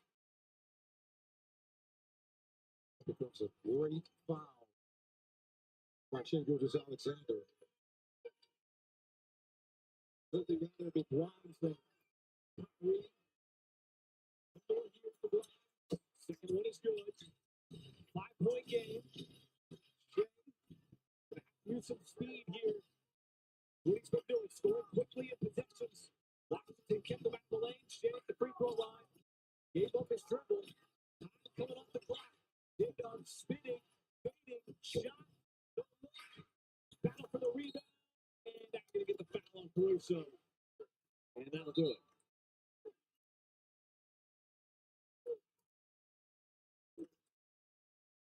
The Thunder have the longest home win streak in the NBA at 13. Are going to see that win streak fall here tonight. As their nemesis in the Dallas Mavericks going to come in here and win the season series. 2 more free throws for P.J. Washington.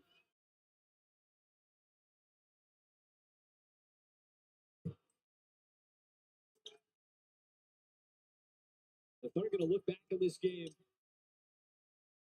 to see that third quarter is one of the pivot points of this game. Where the Mavs seize control, and the Thunder never able to recover. Mark Daniels going to call the timeout here with 9.6 seconds. And what is a 7-point game? But right now, it is clear that time is not on the friendly side. And it gives us a chance to take a look at tonight's OG&E power play of the game.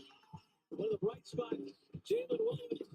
On a night where offense has been hard to come by. Well, he's done a good job of just coming out firing in that third quarter. A big second half once again by the third-year man of the Santa Clara. He is tonight's Thunder Player of the Game, brought to you by Riverwind Casino. Another big second half. An efficient shooting night, all those different things.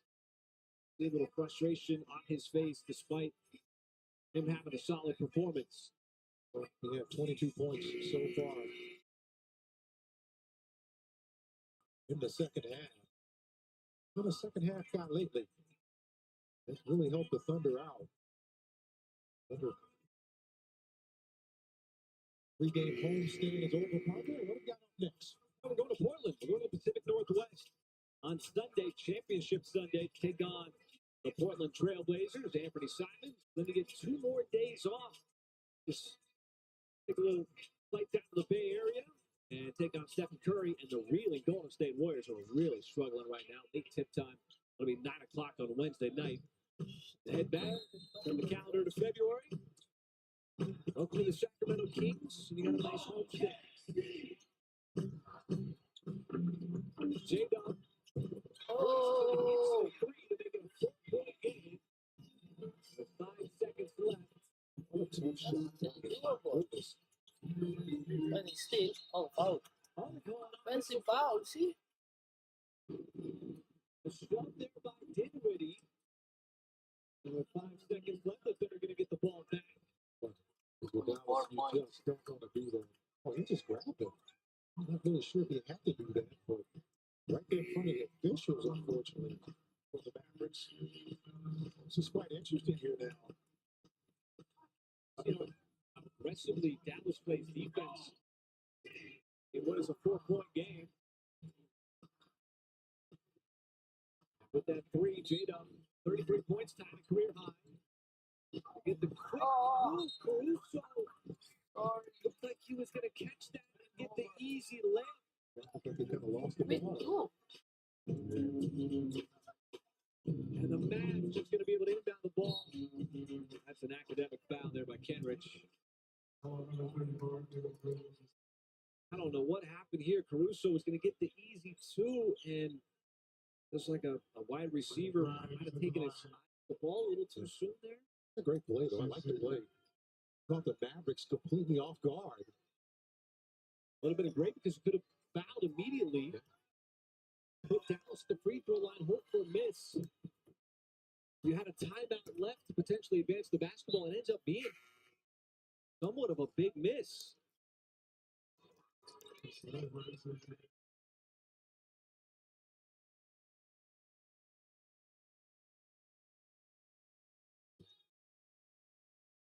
One more free throw. Night where Dallas been at the free throw line a lot. And that'll do it. These two teams will not play again this season. Dallas wins the season series. The Thunder fall a rare